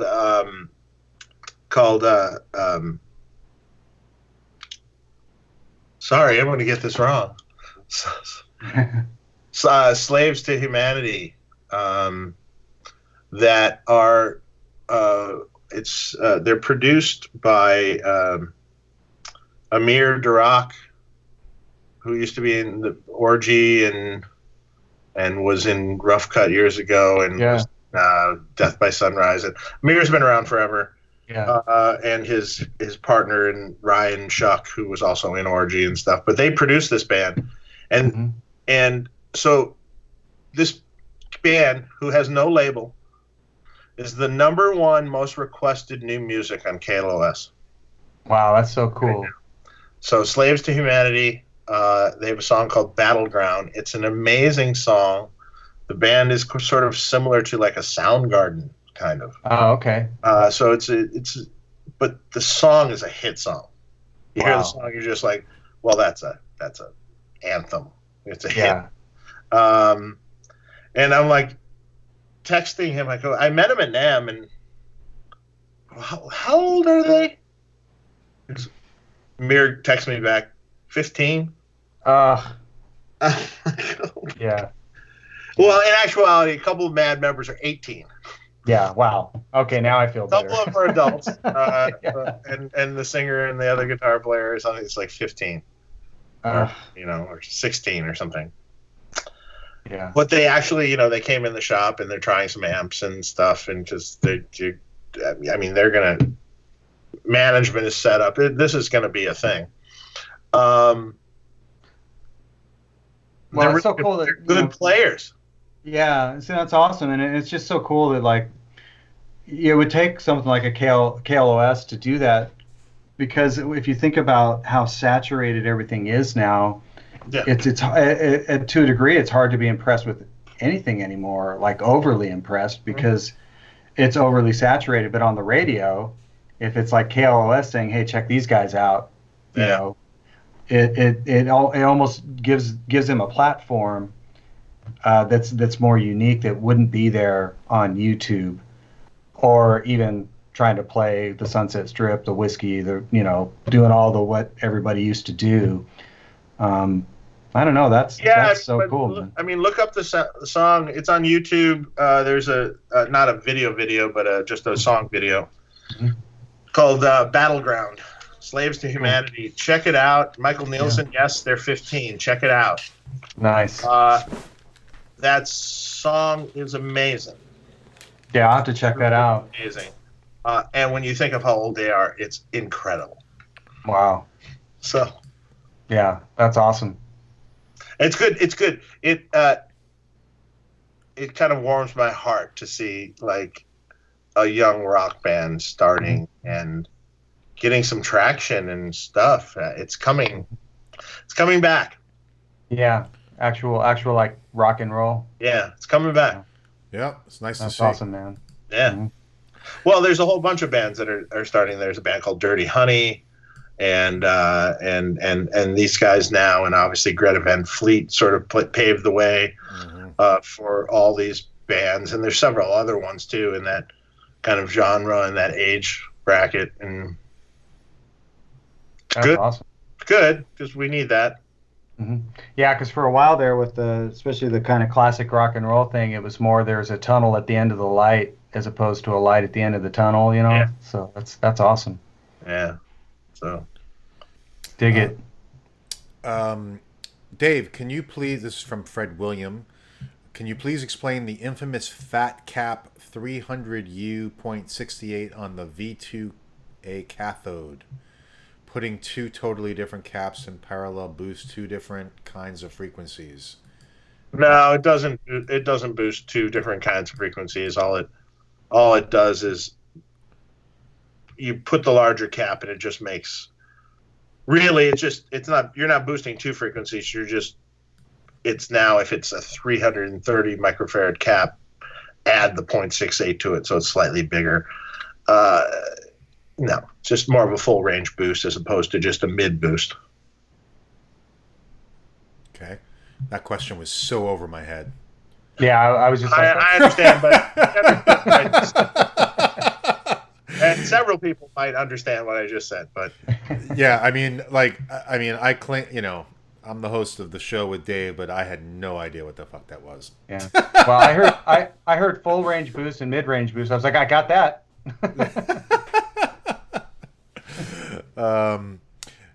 Rick Okusa says, if you love Tone Talk, please hit the like button. I agree with that. And please hit subscribe as well. And by the way, I'm feeling these beers. Yeah? You're going to start cussing at us here in a second? Fuck you. Marc, is that And check. Check. Exactly. Just fucking kidding. Let's see what else we got here. It's like when I'm at NAMM and they come up to meet someone and I'm like, double thumbs up. Right, exactly. You got to know it's a joke. And then some people take that wrong. Right. No, it's all in love. Around people. It's all meant with funny. love. Right. Yeah. How old was EVH when the first album came out? Tellyman asks. I think he was like 20. Good question. Yeah. Where's Chris Van Tessel when you need him? Yeah, he knows. Know. I don't think Eddie was any older than 20. How old was Tommy Lee when Motley Crue first broke? Oh, wow. Was he 18 or 19? Wow. I think so. Yeah. Yeah. So yeah, Eddie was an anomaly phenom. I mean, I know what he's getting at. Like, speaking of young kids that were insane players, Eddie would be one of the guys for sure. But didn't have YouTube. Even before he got signed, I mean, he probably would have been one of those YouTube sensation guys, right? Because oh god, isn't that crazy to think, right? That he would have.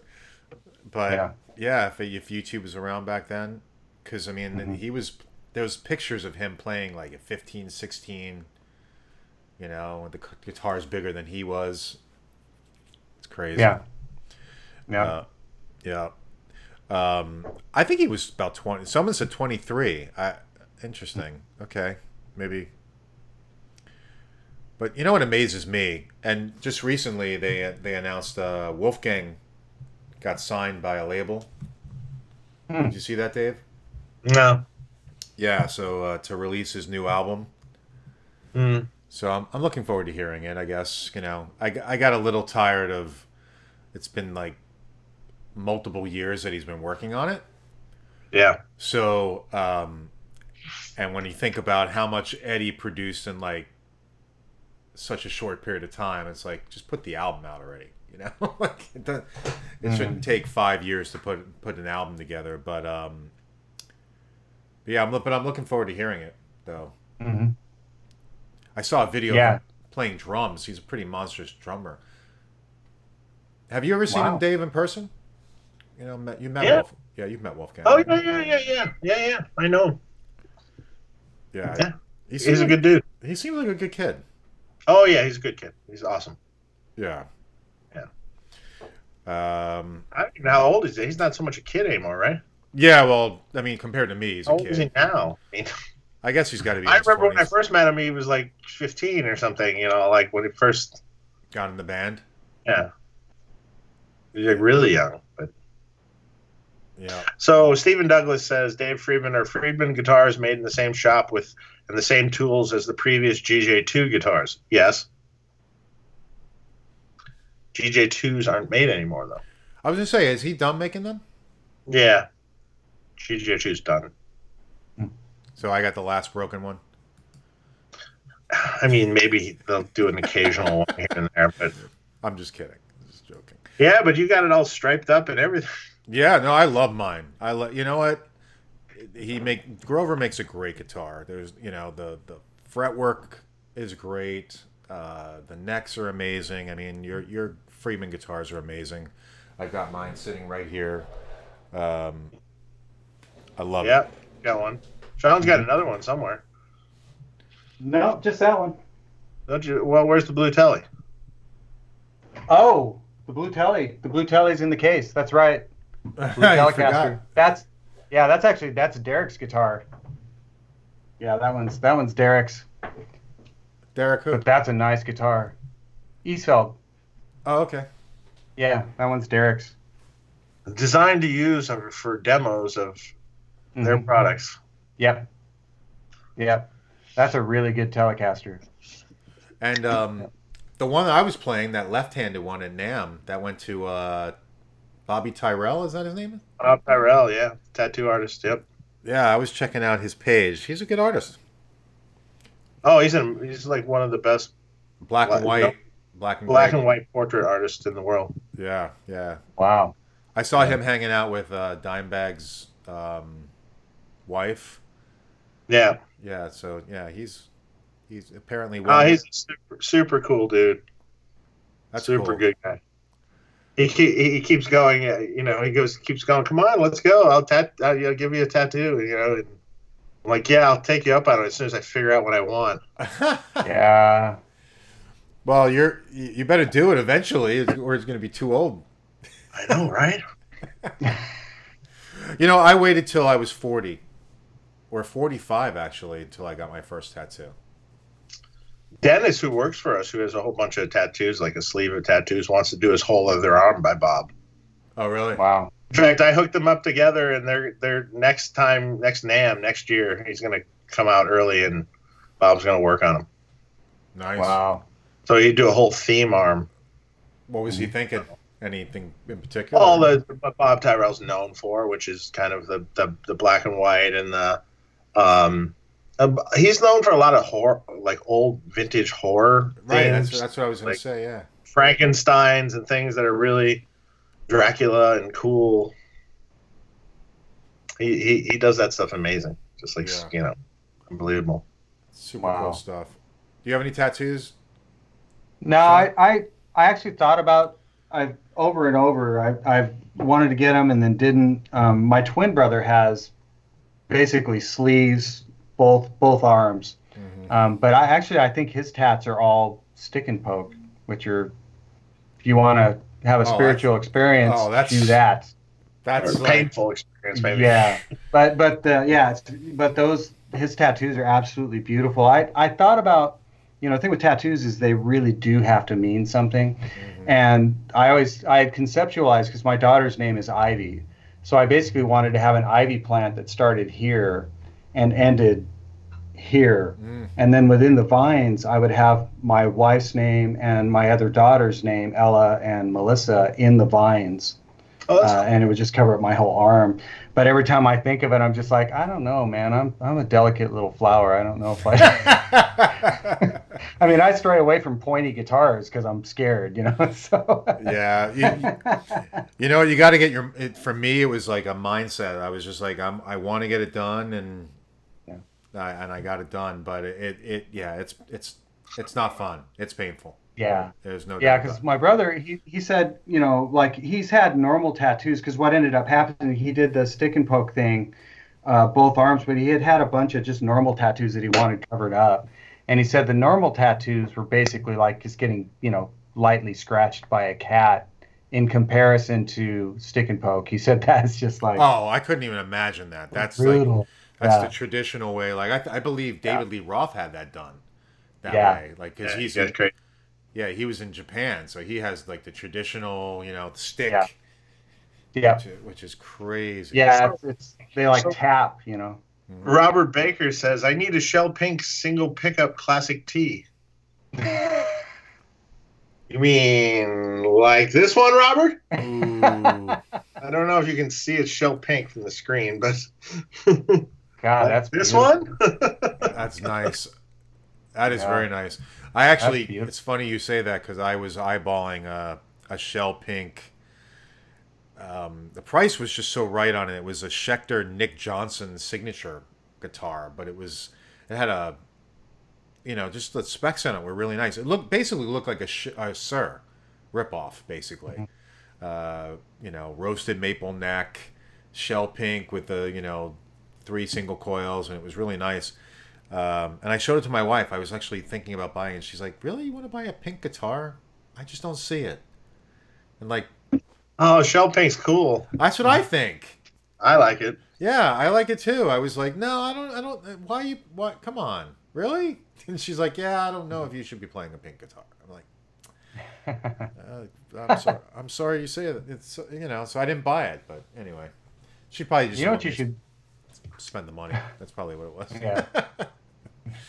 You know what you should build, Dave, is Have you ever thought about doing P90 pickups, dog ear pickups? Yeah. Take that Telecaster right there, no neck position pickup, volume tone, but just a P90 in the bridge, and that's it. Oh, you could do that. That'd be pretty sick. That'd be a sick guitar. You know, do it in pine or something really light, and do a P90 in there. Not a super high output dog-eared P90, like vintage output. Mm-hmm. That'd be pretty sick. I'm just saying. Yeah. Just saying. Yeah. So Robert Baker says, you put that down.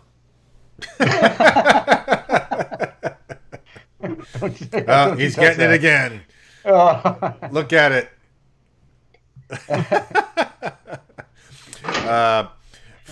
Freaks Arise says, I regret my REO Speedwagon tattoo on my lower back. Well. Yeah. Yeah, I can understand. Yeah. Yeah. I get. Wow. Well, it's not Tweety Bird or Well. Hey, it's all right. You know, my tattoos are comic book characters, so I've been collecting comic books for years. So I've got Batman, I've got Iron Man here, and I've got Batman here. Wow. And Spider-Man here. God, all that shading must have killed you when they were doing that. When they were shading that in. Yeah. Good Lord, especially the Batman one on the other side. Yikes. Yeah. Oh no, I'm sorry, wrong arm. Yeah, that side. Yeah. Yeah. Dang. You can't see it, but yeah, it's all. The whole thing is. Yeah, that was where I stopped. At that point, I was like, I can't do this anymore. Really,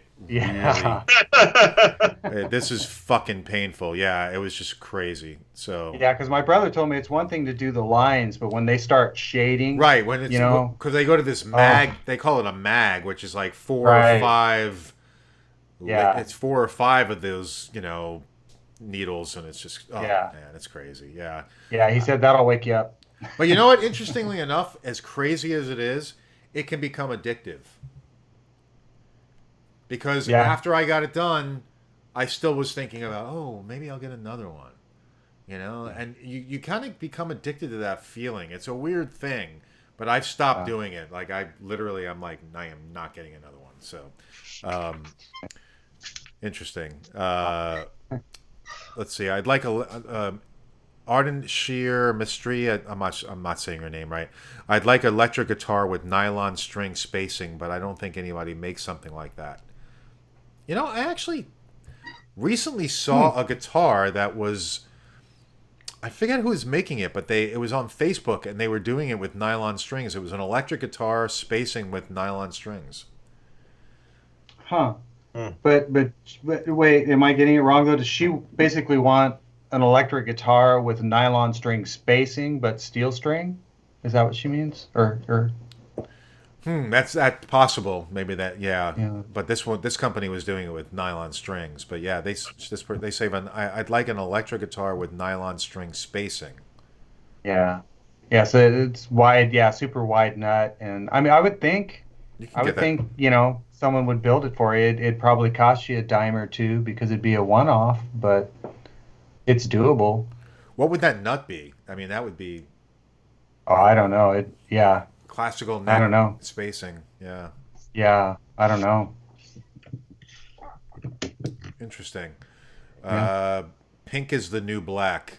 I mean, there's a lot of pink. There's a lot of pink guitars out there. Hey. And done right, it's cool. But you got to get the shade of the shell pink just right. Otherwise, it looks too Hello Kitty. Yeah, I was gonna say, or it is just pink at that point. You have to have that 50s style sort of. Well, and I would lean more towards if I did shell pink, I would want it to have a relic finish. Be relic, probably. Yeah. Actually, speaking of relic, I normally, if anybody wants me to relic their guitar for them, this just happened. At least, I don't know if you can see it, but. Yep. Whoops. Yeah. Yeah. Super. I set it on this chair. This literally just happened. I always, when I get up, I'll just set the guitar down on the chair and grab something I need, and it never ever falls off. Actually, it does fall off.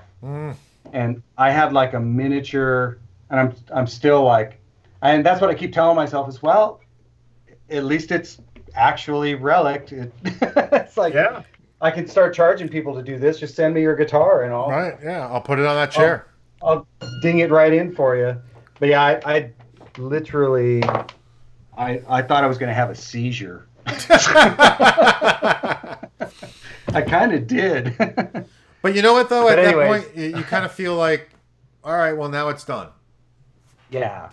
It was that. About it again. Yeah. I mean, yikes. But that was, yeah, that hurt. Yeah, it hurts. Dang it. My Ibanez, I don't know. It suddenly just had like that. It had a couple chips of paint missing off of the body. I'm like, how did this happen? Yeah. But whatever. Just chalk it up as it's. Yeah. I'm playing it. Yeah, I mean, it's at least. I mean, the guitar's got a story. The unfortunate story is I'm a dumbass. Well, the next person who buys the guitar, they won't know that. They'll just. Yeah. He played the So shit out of that guitar. He dropped the shit out of that thing. Oh God. That's too funny. The worst. How you doing on time, Shawn? Because we're at. I'm fine, man. Yeah, I'm It's just a hanging out. 3-hour mark. We're probably pretty good by now, right? Yeah. I'm fine, man. I'm just hanging out. Well, you know me. I'm a little drunk, so I could keep going. Actually, that's a little scary. Two IPAs, man. Did you not eat? I think this is my third IPA. Oh, okay. I started one before the show, so. Okay. And if I I go already on, drank the whole bottle of wine. that's why you're done.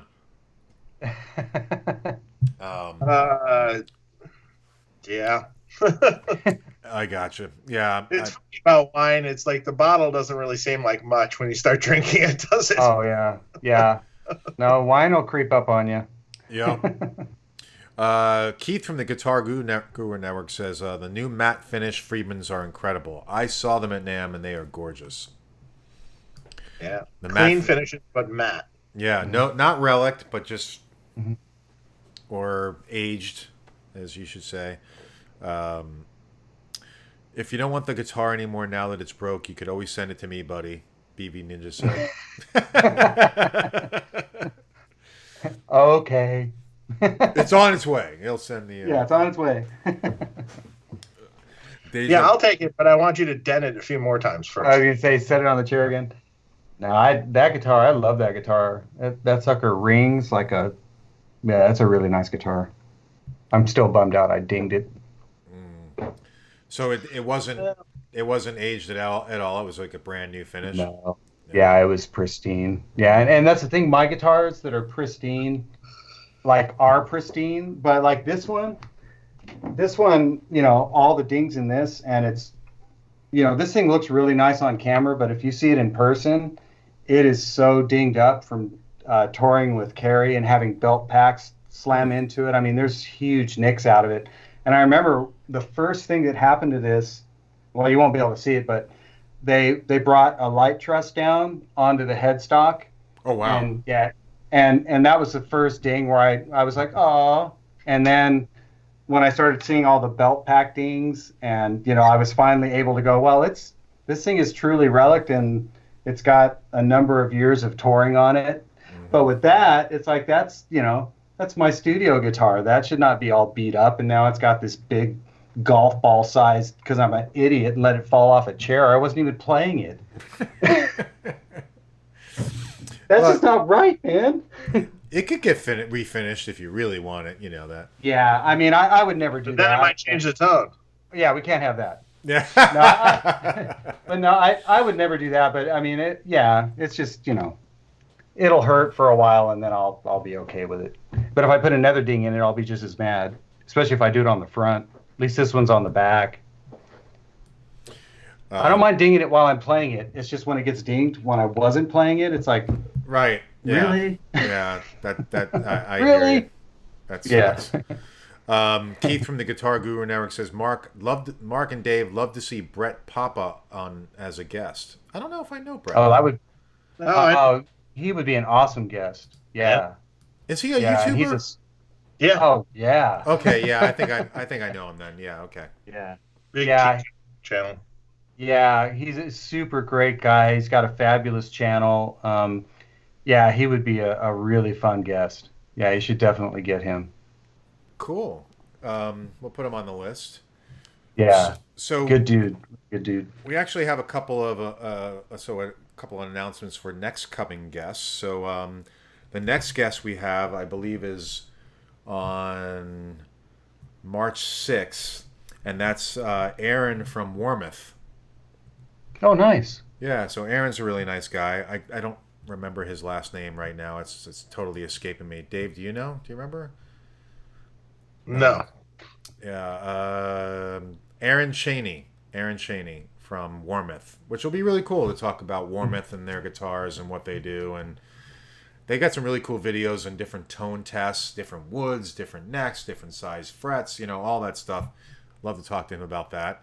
And then we're working on, it looks like Trev Wilkinson from Wilkinson Bridges and Parts is going to be coming on. I'm just finalizing the date with him. Super nice guy. Yeah. That's another great. I don't know why you guys don't have a bazillion subscribers with the guests you guys get. I'm not helping this, but yeah, you're really lowering all the other guests. But I mean, that stuff like Wilkinson and all that stuff is interesting to me. It's like I would love to hear the story behind Warmouth and where all that started. And Wilkinson and all Wilkinson. That. What about Floyd Rose? Have you guys had Floyd Rose on there? I've been working on. That'd be another one. We're working on getting him on. Yeah, been working on it. They've got their 40th anniversary and hoping to have them on. It's been just kind of working it out. Then the other person that we're going to have on, we're just working out the date, is, and Dave, remind me of his name, from Dan Electro. Oh, Steve? Steve. Yvette? Yeah, Yvette's Corporation, Steve. I forget, yeah. Reedinger? No. He emailed sorry. me. Sorry, Steve. Yeah, Steve, I've got it right here. Steve Rittinger. Yep. Yeah, Rittinger. Yeah, I could get it right. Yep. Yeah. So, who has a very long history in the music industry. Mm-hmm. He's the one that originally made the Fox tone machines, the plush finish. Mm-hmm. He has a very long history in that. And another one I'm going to send an email to that Marc, that I don't know if he's coming on or not yet, so don't quote me on this, but Brendan O'Brien, I'm going to send an email to. Wow. Well, that would be fantastic. I really want to have Brendan on. Dang. And we talked about Bob Rock. I know you're still trying to work on Bob Rock said yes to doing that, and I just have to get a time. So I just have to pester you. Yeah. Okay. That's fine. I will. All right. I will make sure to do that then. Yeah, but Dan Electro, Steve from Dan Electro would be really cool. I'd love to hear about. I mean, when we were at the booth, it was just cool just to hear him talking about when they brought the guitars back in the 90s or whenever it was that they brought them back, and that whole story was super cool. Someone wrote Aaron Cram wrote Jimmy Page. Man, I wish. Mm-hmm. I would fall over dead, I think. Yeah. I don't know if we're no. That would be just amazing. I wouldn't know what to say. I mean, I was near speechless when we had Steve Vai on, but Jimmy Page, I just don't. Or Brian May, Jimmy Page, Brian May, one of those too. Yeah. Mm-hmm. Yeah, or of course, if we were able to get Eddie on, that would be a whole other world. But we know that's never going to happen. So yeah, I think there's a group. Yes, of people. Michael Landau too. I see someone. Oh yeah, Landau would be awesome. He'd be awesome. I don't know. Maybe. Yeah. And we've talked about having Michael Wagner. We tried for Michael Wagner. It wasn't out of the question. It just the timing didn't work. Did we? Yes, we did. We were contacting Michael. Remember? I don't. Yes, we were. I totally am forgetting. I forgot that. And then we were also going to have, God, I'm totally drawing a blank on what his name. Steve Lukather. Steve? Yeah. John Shanks probably too. We're going to have. Shanks would be awesome. John Shanks would be so cool. Yeah, that would be good. Martin Kidd, that would be good from that other amp company. I don't know Martin Kidd. Someone help me. From Victory. Thank you. Oh, Victory amps. Gotcha. Victory amps. Oh, okay. Cool. Yeah, we all try and get. What about Dan Huff? Oh man, Dan would be great. Yeah. I don't know how to get in touch with him. We've talked about having Dan Huff on because since you know how to get in touch with him, Sean. What's this? You know how to get in touch with him? I might be able to. You're in the same town. Dan knows me from a long time ago, but he would have to. Might not remember me, but yeah. No, he would. We're also going to be having Tim Pierce on as a part 2. I talked to him at NAMM. Love Tim. Oh, he's the best. Yeah. Yeah. We were also going to have, and I forget his name, Dave, but he agreed to come on. The guy from UA. Oh, James Santiago. Yeah. From Universal Audio. Yep. Yeah, that'll be mind blowing. That dude knows some stuff.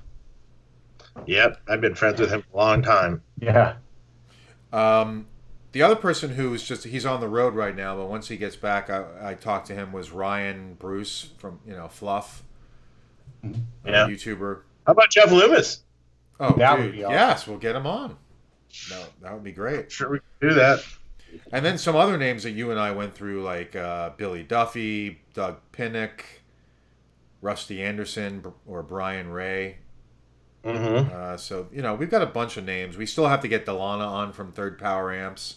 Mm-hmm. So just a whole group of people that we still have to work on to have we'll get there, people. Just give us time. Yep. Yeah. Well, keep watching. Keep watching, exactly. We're still planning on doing many more shows. And we're on episode 63 right now. Can you imagine? 63 shows. That's so cool. Yeah, so make sure you guys subscribe. Please hit the subscribe button and the like button. Someone wants a George Lynch part 2. Mm-hmm. Yeah, we. Oh yeah, George was here the other day. I did a little pedal board for him, and he was just telling some stories. I'm like, oh man, we got to do another Tone Talk. He had some good stories he was dishing out. I'm like going, you gotta talk about that stuff. Right. He's like looking at me like, I don't know if that's such a good idea. Yeah. Well, there's still a possibility of a second Jake show too. That's a little more controlled, maybe. Right. At least maybe controlled for the whole show, not the first half only. Right. Man, one of my favorite lines on that show is when you're like, "Hey, do you know Pete Thorne?" And he's like, "No, what's his problem?"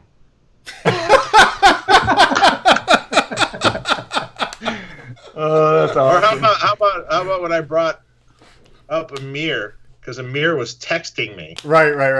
Mm-hmm. And he goes, Amir? Wait, he's on the phone now?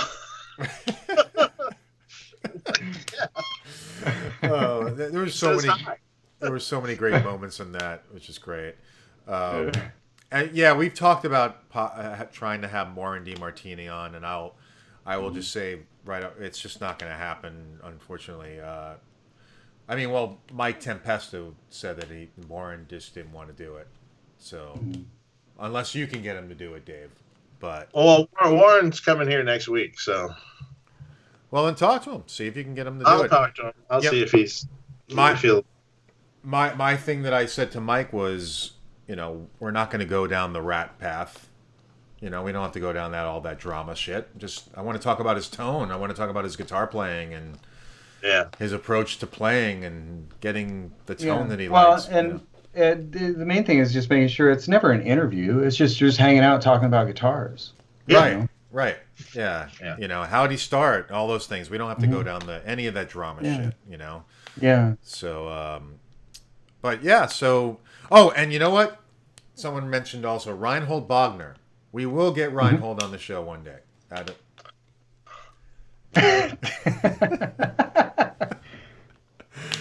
We'll do it. That should be interesting. Yep. We will do it. We will do it eventually. So, classic Jake E. Lee, they said. Mark, Dave, I know Friedman sells their pickups at Sweetwater, but do they sell preloaded, pre-wired pick guards? Jason Wade asks. No, we don't. Sorry. Okay. So someone says I'm drunk as a skunk. Tom Harai. No. Just feeling it.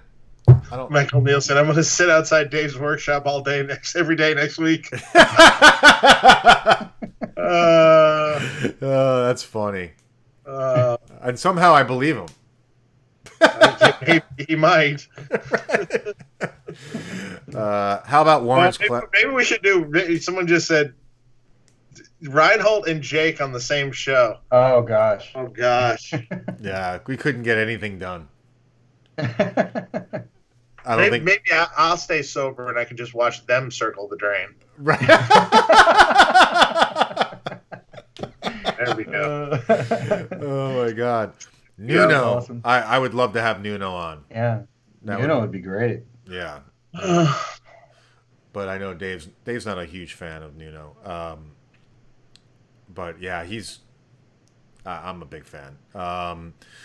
So all right, well let's we're gonna wrap it up. But Shawn, man, thank you so much for coming on.